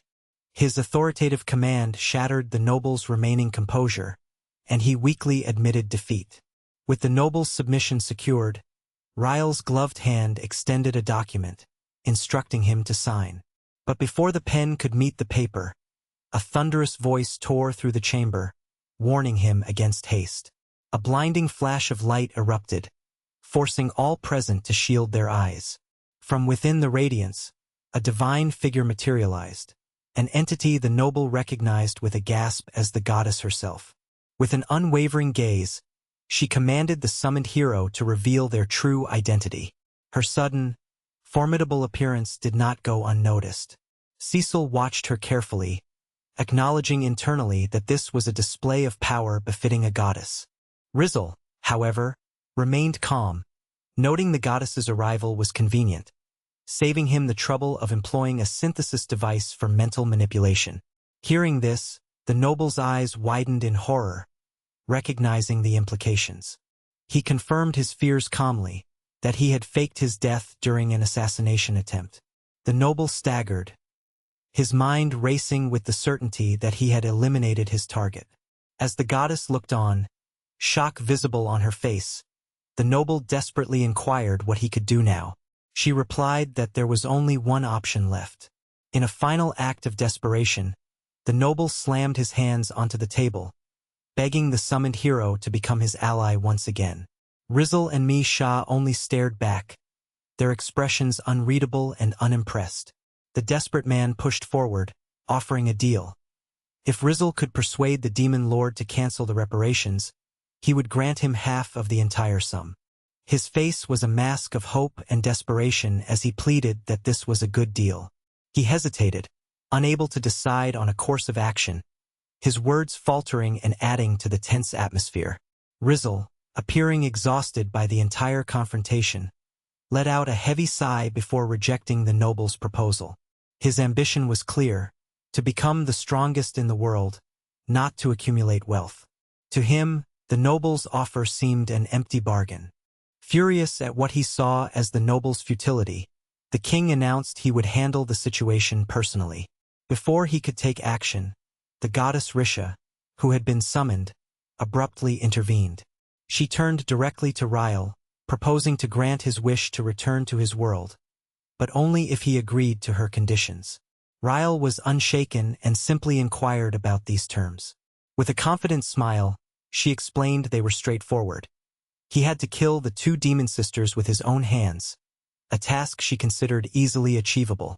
Ryle examined her condition and found it so simplistic that he could only respond with a firm refusal. Then he revealed he already possessed a far safer, more reliable method to return home. With a flicker of magical energy, a complex, glowing device materialized in his hand. Declaring his true intent, he aimed to absorb Risha's power and steal her interdimensional teleportation ability. Her composure faltered. She demanded to know what kind of being he truly was. She sneered at his plan, claiming she was the creator of that magical device and had designed it with a safeguard, an automatic mechanism preventing her from being absorbed. Rizal, however, calmly explained he had modified that mechanism beforehand, rendering it ineffective. Her face twisted in disbelief as the reality of the situation sank in. Her confidence shattered as she realized the impossible was happening before her eyes. The magic tool started to influence her body, drawing her power away. Rizal pointed out that modifying such a device was straightforward for someone skilled in making basic magical tools, implying her own proficiency was lacking. His condescension stung, and her powerlessness left her speechless as the magical energy encircled her once more. Panic overwhelmed Risha, and she screamed at Rizal, branding him a monster from her demon realm throne. Nearby, Marcia silently wondered if her accusation applied to herself. Mura's sister, Cecil, commented on the irony of such words coming from a goddess summoned for her own power. Misha agreed coldly, asserting she would return Risha's own words. The goddess's cries of agony fell on deaf ears as the magic energy tightened around her, silencing her completely. Observing impassively, Marcia raised a finger, casually suggesting they should silence her entirely. As the demon lords and the human king watched in mounting horror, Risha's form disintegrated into light, her figure fading away as her essence was drained by the glowing device. Once it had fulfilled its purpose, the magical tool crumbled into dust in Rizal's grasp. He observes in silence as the last traces of the divine being fade into nothingness, understanding that the artifact's collapse was inevitable once its creator was gone.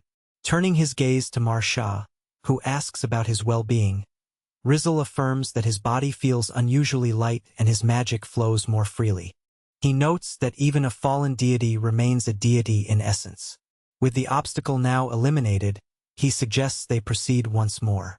Standing alongside Mayor Shaw and her sister, he presents a document to the frightened human delegation. A victorious smile crosses Marcia's face as she formally urges them to sign the treaty. The human king, trembling and sweating, can barely manage a faint, affirmative reply, utterly defeated. Later, a formidable silhouette of the Demon King's castle looms against the night sky, bright with a full moon. A cheerful voice announces their return to their grandfather. Inside, the former Demon King greets them warmly, inquiring about their mission's outcome. Mayor Shai and her sister strike triumphant poses, expressing their joy that the treaty was successfully concluded.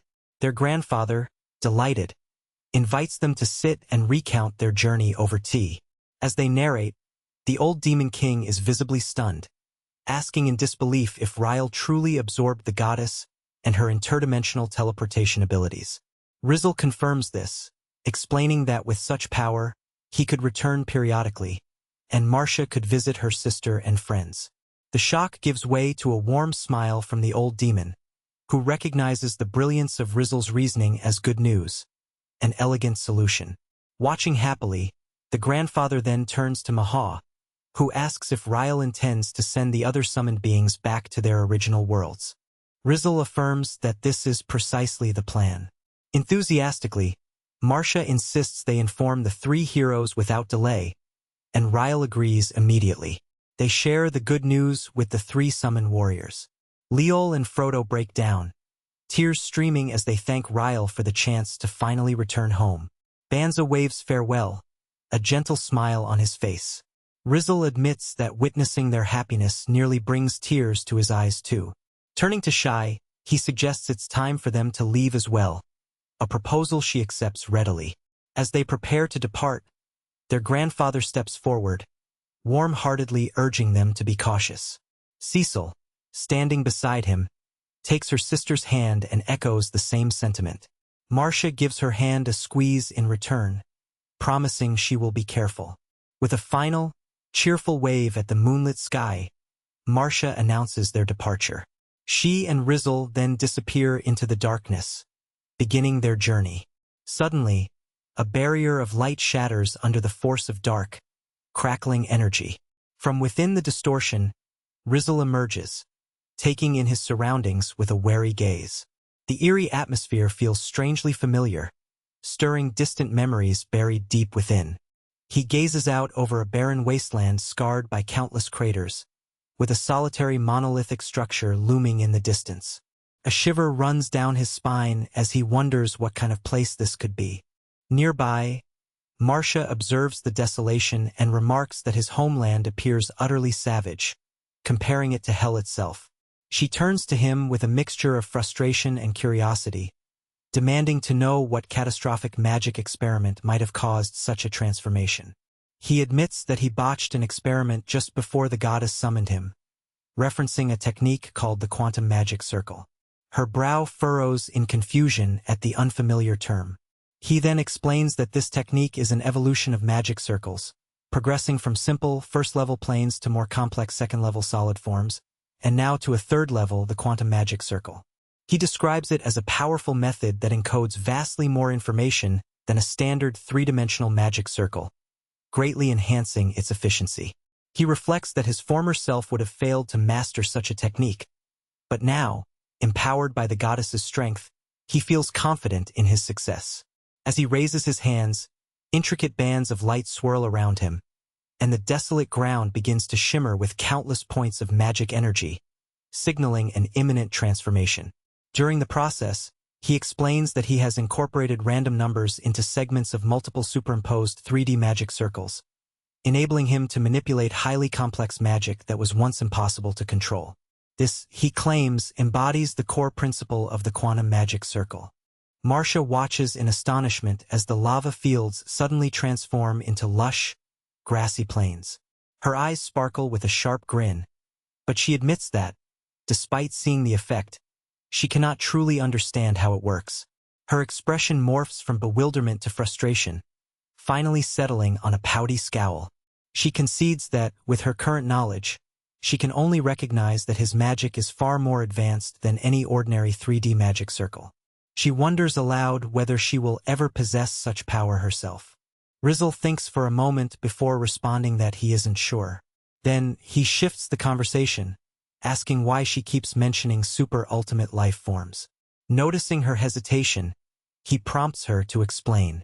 She informs him there are 9 such beings in total, each endowed with a unique paranormal ability. A steely resolve hardens his expression. He declares his ultimate aim: to defeat all 9 beings and gather their powers into a complete collection. Only then does he believe he can become the strongest entity in the world. He reveals that he knows where to find these super-ultimate life forms, lurking on the deepest floors of dungeons hidden within the most remote regions of the world, areas further protected by natural barriers that prevent teleportation. Risha challenges this, pointing out that no one has yet discovered a way to bypass such formidable obstacles. He wondered whether even he could succeed now that he possessed the goddess's power. Quietly, he acknowledged the truth in her words, contemplating the magnitude of the force he now commanded. Her gaze softened slightly as she posed a deeper question, asking if he was truly certain that he was the chosen one for this path. Later, his focus shifted as he turned toward the demon lord, Marcia, and spoke her name, suggesting that something was worth examining. Her expression grew curious as she looked back at him. Without hesitation, he made a startling proposal. Did she want to try visiting the divine realm? Her face twisted with disbelief at the suggestion, caught completely off guard. Suddenly, they found themselves standing within a vast, empty white void. Marcia, stunned, asked if this was the divine realm, to which he confirmed. He explained that it was a world created by the goddess. Manhwa exclaimed that there was nothing there, yet he pointed out that something could be seen in the distance. Approaching, they discovered a strange device. Manhwa wondered about its purpose. He studied it carefully, noticing it contained a stone figure resembling a synthesizer and faint traces of divine energy.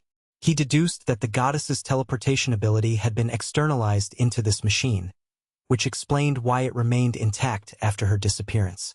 Suddenly, the device activated on its own, its screen lighting up.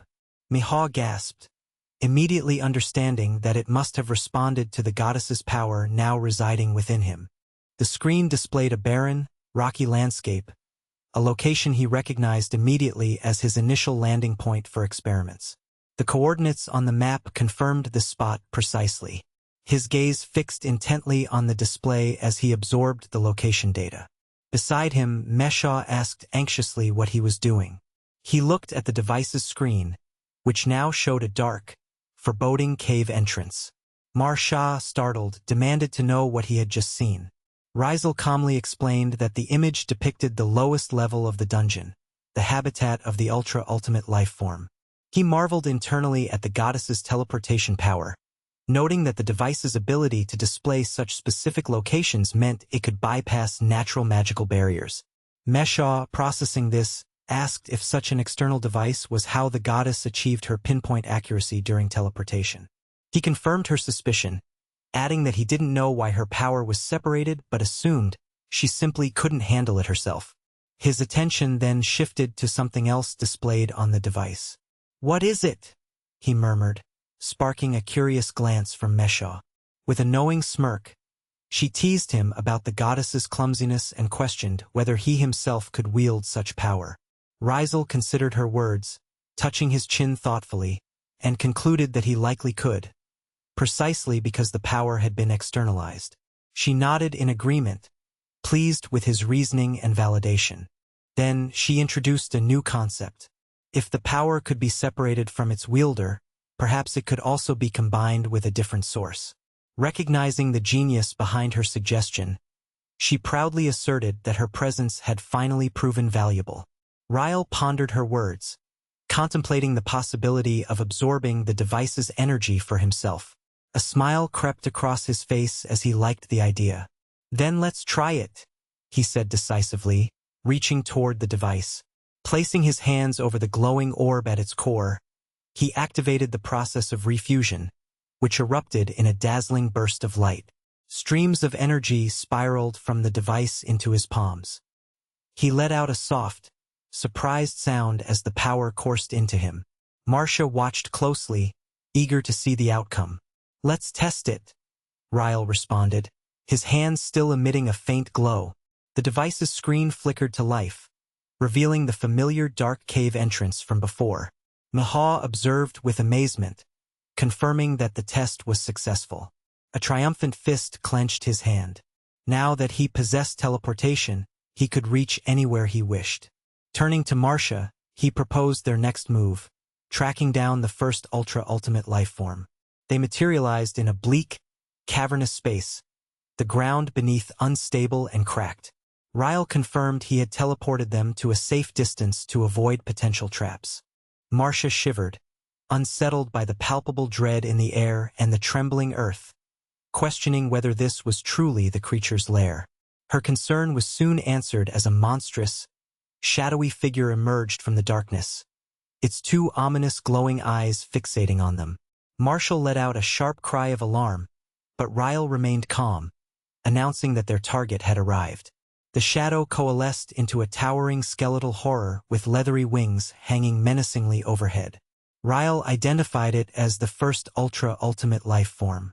He studied the creature, a flicker of hesitation crossing his face as he sensed something was amiss. Manhwa shook off her fear, resolute in her intent to take the beast down. Resumen nodded approvingly, encouraging her to show what she was made of. Taking his cue, Manhwa inhaled deeply and unleashed a concentrated beam of pure energy. The beam sliced through the air and struck the creature's skull directly. The force sent the skeletal beast reeling, crashing heavily onto the cavern floor. Manhwa stared in shock, stunned that she had defeated it with a single attack. Resumen, however, kept his guard, warning her that it could be a trap and urging caution. They waited in silence, watching the motionless form of their fallen foe from a distance. The stillness persisted, prompting Manhwa to question whether it had truly been defeated so easily. Resumen disagreed, certain that something wasn't right. His suspicion was confirmed when Manhwa suddenly cried out, pointing dramatically as the creature's limbs twitched and began to reshape before their eyes. The creature's sturdy skeletal frame dissolved into a swirling mass of thick white slime, bubbling and rippling as it transformed. A tiny, gelatinous sphere emerged, with a simple smiling face forming on its surface. Marsha stared in stunned bewilderment, questioning whether this small slime represented the true being they sought. Rizzle, however, directed her attention elsewhere, insisting that this was not their adversary. The small, cheerful slime suddenly contorted, bubbling and stretching desperately in an attempt to regain its skeletal form. Startled, Mayor Shah recognized this as a form of resurrection ability and prepared to eliminate it again. He raised his hand, signaling her to pause. "Wait," he said softly. "Let me handle this." His gloved hand glowed faintly as he focused his intent, releasing the creature's shaped memory.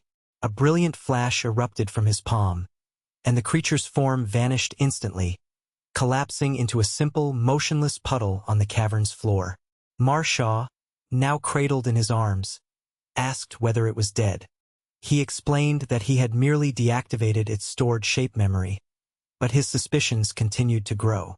He voiced his conclusion aloud, that this was not a genuine ultimate life form, but simply a monster imitating one, lurking in the dungeon's deepest chamber.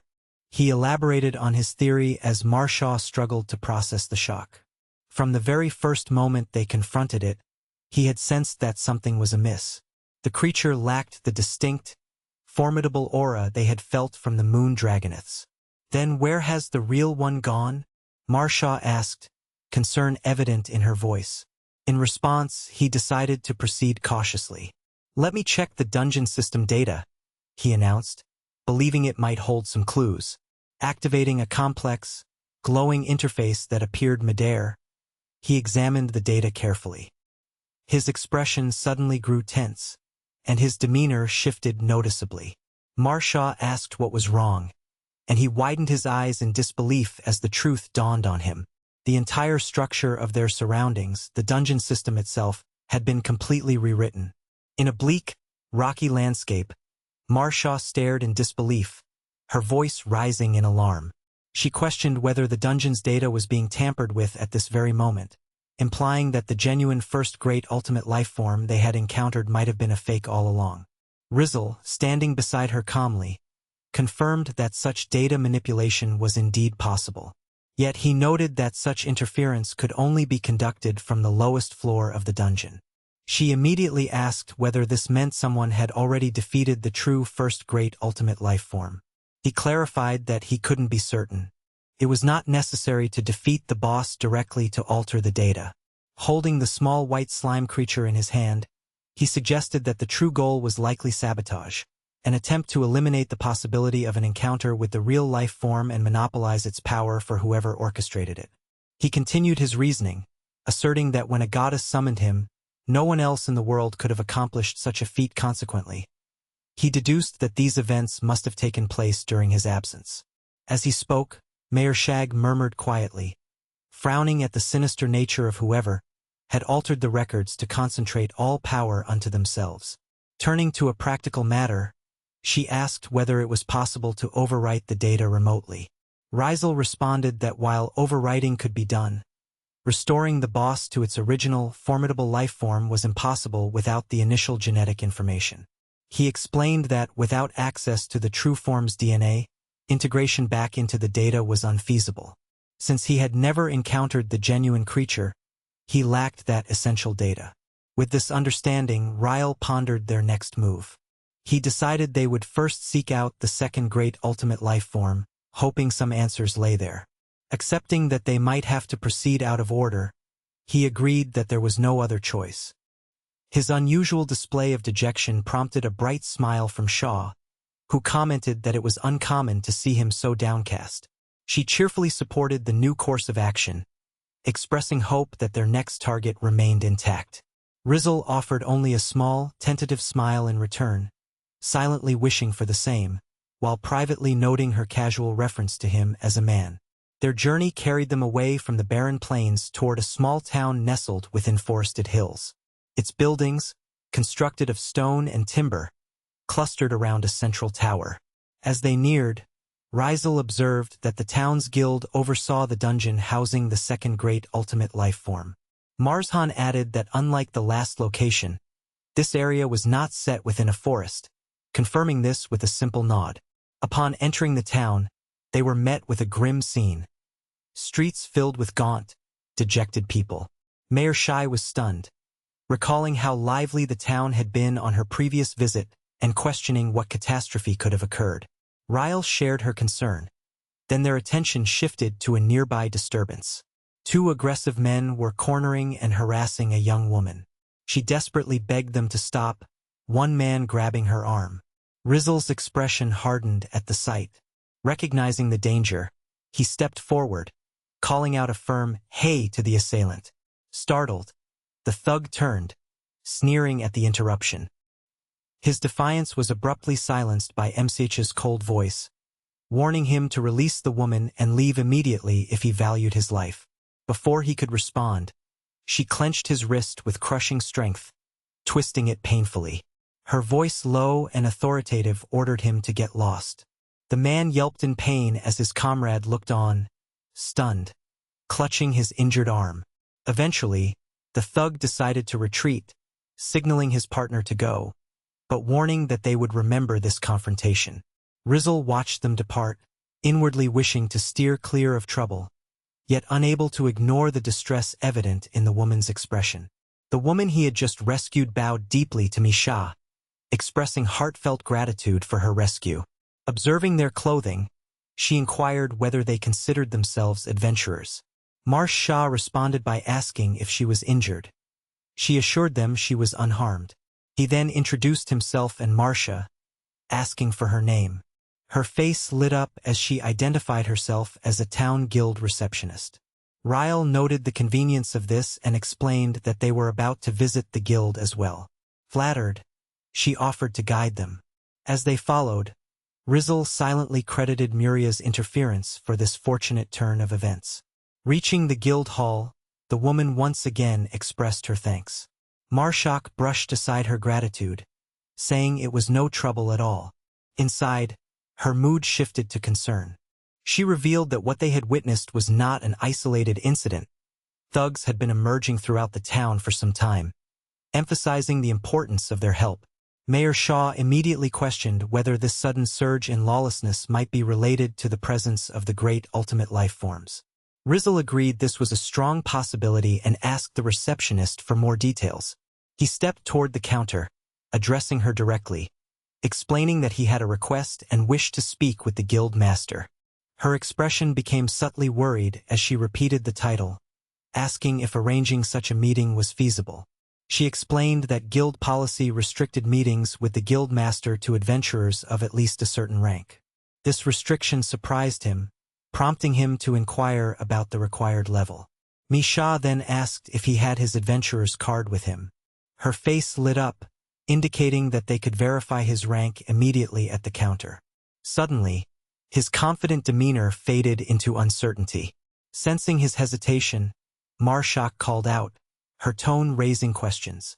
Her suspicion grew into annoyance as she leaned forward, demanding whether he had simply forgotten it. He began to sweat, stumbling over his words, insisting he was sure he had it somewhere but couldn't recall where. Frustration finally boiled over in Mia, who seized him and shouted about their predicament and what they would do now. He could only apologize, admitting awkwardly that he was not very adept at handling minor details. As the pair stood in a tense silence, the receptionist's voice broke through, offering an alternative. She proposed to search for his registration under his name instead. Marcia looked up, surprised, and inquired whether such an approach was allowable. The receptionist raised a finger to her lips, giving a conspiratorial wink. She explained that, although she usually needed her supervisor's approval, she was making an exception as a gesture of gratitude for saving them, asking them to keep this secret. She agreed to look up his name in the registry. Feeling relieved, Ryle apologized for the trouble and provided his name. As Marshaw sighed with relief, her search immediately returned a result. Reading the screen, Rizal suddenly remembered that Ryle was an S-rank adventurer, a fact confirmed by the prominent listing she had found. Her eyes widened in astonishment. Stunned, she hesitated before asking if he could truly be the Lord Ryle. He looked back, confused by her sudden change in tone. Her intense reaction caused Marcia to inquire whether he had done something reckless again. Ryle, still puzzled, insisted he hadn't committed any particular indiscretion. As the receptionist trembled from shock, she quickly compared his face to the image on her screen, confirming his identity. She announced that she had identified him without question and advised them to wait as she hurried off to inform the guildmaster immediately. As she left, Rizzle wondered whether he had caused trouble in the past, but Marcia observed that everything seemed to be proceeding smoothly. She returned shortly afterward, apologizing for the delay and offering to escort them to a private reception room. Marcia noted that their special treatment meant they wouldn't have to wait in the public lobby. Seated comfortably in the private room, Marcia remarked that Ryle was clearly a well-known figure in this world. Rizzle considered this, guessing that his reputation was likely built on his past exploits, training, and forming alliances across the land. However, before he could elaborate, the door suddenly burst open. An older man hurried inside, bowing deeply and apologizing profusely for the delay. He introduced himself as the chief manager of the guild. Mei Shaw, observing this, smirked inwardly, thinking that Ryle might perform incredible feats without even realizing it. The chief manager, now composed, expressed amazement at having the legendary Lord Ryle visit their guild. After also apologizing for the unexpected visit, he formally inquired about the purpose of their presence. Rizel repeated his request, his face paling slightly. "Permission to clear the dungeon," he announced. The manager's eyes widened at the words. "The dungeon, you say?" he asked hesitantly. Sensing his hesitation, Ryle inquired if there was a problem. The manager, sweating and clasping his hands, explained that the dungeon was currently occupied by a dangerous criminal organization. He elaborated, identifying them as a group called the Jailbreakers Paradise, and asked if that name sounded familiar. Ryle, thoughtful, confirmed that he recognized the name. At this, Marcia stepped in, asking Ryle for further details. He explained that the Jailbreakers Paradise was a gang consisting entirely of escapees. Their main activity involved assisting high-ranking knights and S-class adventurers who had committed crimes to elude justice, funding their operations through illegal dealings. Marcia quickly deduced that the clandestine connections of the town's underground troublemakers went beyond mere local gang activity. She noted that their combat prowess was exceptional, far surpassing that of typical adventurers or the town's vigilantes. Recognizing the severity of the threat, she acknowledged the formidable nature of these foes. Her analysis pointed to a strong, covert figure manipulating events from the shadows, exploiting the dungeon's resources for their own ends. The guild master confirmed this grim suspicion, explaining that because they lacked control over these resources, the town's reserves were almost depleted, leaving the guild helpless. Upon grasping the full extent of the crisis, Rizzle's gloved hand clenched into a firm fist. His understanding was clear, and his resolve grew stronger, cementing his decision. Seizing the moment, Marcia flashed a sharp smile, reasoning that eliminating the organization would eliminate the town's fears. Acting on her conviction that it was a king's duty to ease his subjects' burdens, she fully committed to the task. In response, Rizzle slammed his hand with decisive force on the table, alarming the guild staff, as he swore to dismantle the entire organization. She then broadened the scope, casually suggesting they also take down the second, ultimate life form that threatened all. The guild master reacted with shock, questioning whether their challenge was truly feasible. Rizzle calmly approved the idea, turning the astonishment into a sense of cautious relief. He expressed that it was encouraging news, pondering who these incredibly powerful individuals could be. With plans in place, the guild master was suddenly faced with a logistical conundrum. A mountain of supplies materialized seemingly from nowhere, leaving him baffled about how such an enormous quantity had been brought in. He stammered, still trying to process what he saw.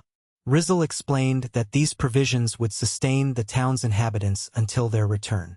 Entrusting the town's care to the guild master, he promised to provide more details at a later time. Meanwhile, Marcia, confident and resolute, offered a reassuring smile as they prepared to leave. As they turned to depart, Rizzle's voice echoed back, instructing the guild master to look forward to a positive report. The guild master and the receptionist waved them farewell, wishing them luck as they disappeared into the shadows. Once gone, the guild master's expression grew contemplative, and he turned to his subordinate. He inquired about her thoughts. Curious, she wondered aloud who Lord Ryle's mysterious companion could possibly be. The guild master, however, sighed and dismissed her question, asserting that such matters were not for ordinary folk to know. Meanwhile, far from the guild's domain, Rizzle and Manhwa reached a vast, empty cavern. Marcia observed the surroundings, noting its enormous size compared to their last location. She remarked on the strange, gouged-out appearance of the walls, as if some colossal entity had torn through them. Her thoughts were interrupted when a powerful, overwhelming presence suddenly washed over them, causing both to tense and heighten their alertness. MH's expression tightened, reflecting the stark difference from the previous life form. Rizzle concurred, noting that while the energy was formidable, they couldn't yet confirm if it was their true prey. Their doubts were swiftly answered when a grotesque, emaciated figure emerged from the shadows, crouched low with limbs contorted unnaturally. A wide, manic grin spread across its face as it chuckled darkly, beckoning them to entertain it. Rizzle and Marcia faced the unsettling creature, which issued a challenge in a raspy voice filled with eager anticipation, demanding proper amusement this time. Both looked at it with confident smirks, ready for whatever lay ahead. Without hesitation, Marcia summoned her power, shouting a cry of destruction.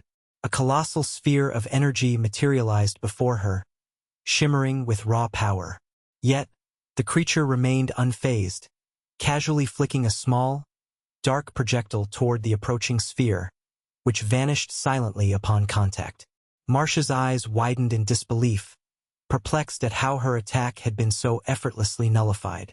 Observing carefully, Rizzle noted that the destructive sphere hadn't just been blocked, it had been entirely erased. This solidified his conclusion that the creature was a transcendent, ultimate life form. In response, the creature reacted violently, unleashing a swirling vortex of dark, obliterating energy that expanded rapidly outward. This torrent of destruction slammed into Rizzle's defensive barrier, which began to disintegrate as if melting away. Shock widened his eyes. Urgently, he shouted for Marcia to get clear, her voice ringing out in acknowledgement as the ground cracked beneath the immense force. Once the threat subsided, Marcia examined the molten debris where her barrier had stood, deducing that her opponent's ability was to melt matter.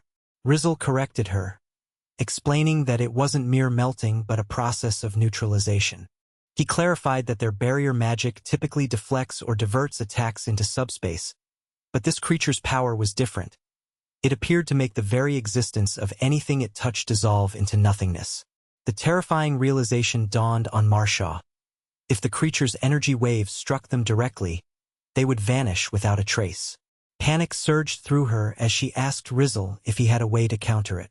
Calmly, he confirmed that he did, revealing their only chance was to harness the same properties as the creature's attack.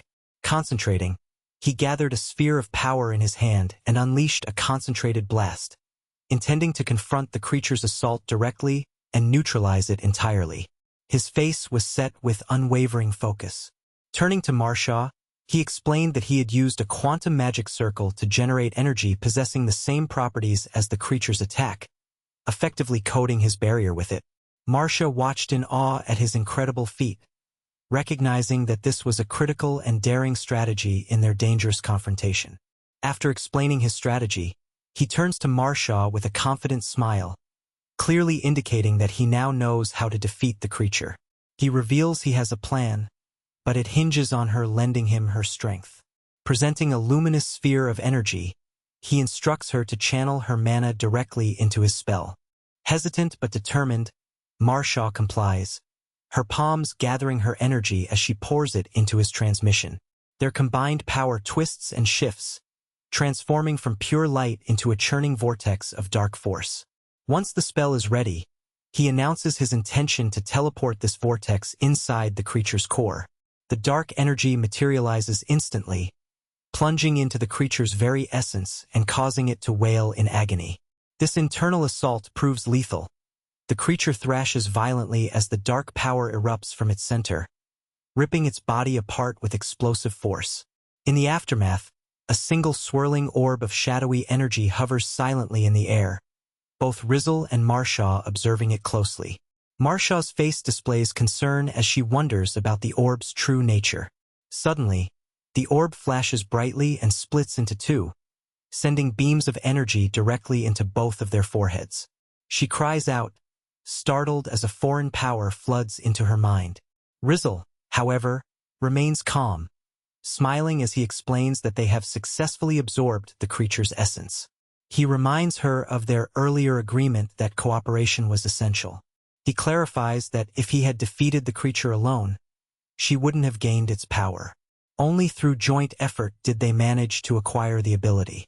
He notes that even the very structure of the dungeon reacts to their newfound strength, with walls producing popping sounds as if in response. Rizzle confirms that these sounds symbolize a potent force capable of destroying anything, an incredible, yet dangerous power that must be wielded with care. He explains that he initially invoked the mana, an unfamiliar term to Marsha, clarifying that this process involved synthesizing their energies so that no creature can distinguish whose mana is whose. By injecting this confusing mixture into the target, it causes self-destruction from within. She quickly grasps the concept, understanding how their cooperation enabled this feat with their main objective achieved. He suggests they proceed to gather information about the first transcendent life form. The idea of a new confrontation excites Marsha intensely. A mischievous, sharp grin spreads across her face as she declares her eagerness for battle. Meanwhile, deeper inside the dungeon, two men rest beside a campfire. One has spiky, light-colored hair and wears a visor casually, while his companion, with longer hair, sits facing him in silence. Their respite shattered abruptly as a loud noise erupted from the surrounding darkness. The spiky-haired man leapt to his feet, shouting into the shadows, demanding to know who was there. From the gloom, Rizzle and Marsha emerged quietly. The spiky-haired man instinctively prepared to retort defiantly, but Rizzle simply confirmed their identities as members of the Jailbreakers' Paradise. Without hesitation, Rizzle acknowledged his confirmation and proceeded to cast a dark vortex from the ground. Around it, chains of shadow materialized, coiling ominously. The magical chains erupted instantly, restraining the defiant man with brutal efficiency, wrapping tightly around his arms and torso. A cry of shock escaped him as he became immobilized, entirely powerless. Rizzle ignored the frantic shouts and focused sharply on his inquiry. He asked whether they had tampered with the dungeon housing the first transcendent ultimate life form. As the captive struggled against his bonds, Ryle prepared another attack, signaling an unwavering resolve to extract the truth by any method necessary.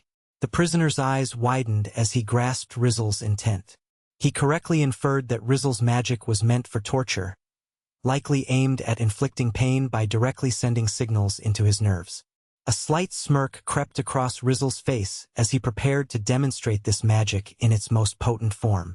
The captive screamed in disbelief, questioning why his top-tier spell had failed. Dark chains erupted anew, coiling tightly around him, eliciting agonized shrieks as the magic invaded his senses, coursing painfully through his entire body. His companion watched in horror, face drained of color, uttering a faint whimper of fear. Having demonstrated his point on the incapacitated man, Rizzle shifted his cold gaze to the second prisoner. He asked him once more if his organization was involved with the dungeon of the first transcendent ultimate life form.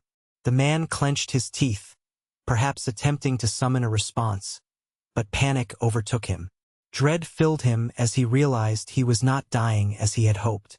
Marsha then revealed how his survival was ensured.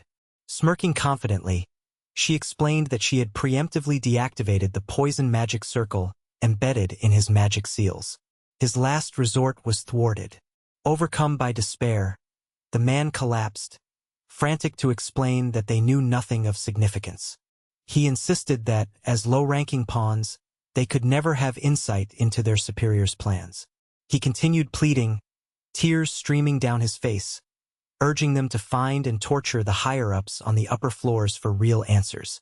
Watching the breakdown, Rizal turned towards Mayor Shaw, convinced of their ignorance. Agreeing with the captive's suggestion, he decided their next step would be to locate an executive. He turned away from the defeated men, preparing to leave the cavern. Mayor Shaw, surprised by his departure, called out, questioning whether he was leaving so soon. She then asked why Rizal was not finishing them off, leaving the mercy or judgment of these prisoners hanging in the air. Rizal cast a brief glance backward, dismissing the others as not worth the effort of further attention. Marshak acknowledged his point silently, a subtle nod of agreement. As they stepped out of the cave's entrance, Marcia's curiosity prompted her to speculate aloud whether it might have been wiser to interrogate someone who appeared more formidable from the outset. Their conversation was abruptly interrupted when they emerged into the daylight, where three distant figures caught their attention. Marcia instinctively wondered if one of the figures might be an executive, but her thought was swiftly overshadowed by a gasp of shock. Central among the figures was a tall man whose dark skin seemed embedded with shimmering magical stones. Rizal observed that the stones connected directly to his body, prompting a puzzled question from Ershaw. Rizal explained that this was a form of human augmentation. By integrating magic stones into the body, a person could wield magic of an extraordinarily high intensity. Marcia correctly deduced that such enhancements likely had severe drawbacks. Rizal confirmed her suspicion, revealing that the magic infused within these devices was highly unpredictable and prone to wild surges. He warned that a single misstep could trigger a colossal explosion, capable of obliterating an entire district. The sheer magnitude of this danger left her trembling, desperately asking if there was a way to control such a risk. Rizal paused, bringing a gloved hand to his chin as he contemplated. His silence was broken only by a broad, cheerful smile spreading across his face. With an unexpectedly bright tone, he suggested a reckless solution. Simply detonate it. His remark rendered Mayor Shaw momentarily speechless and visibly stunned by the audacity of such an idea.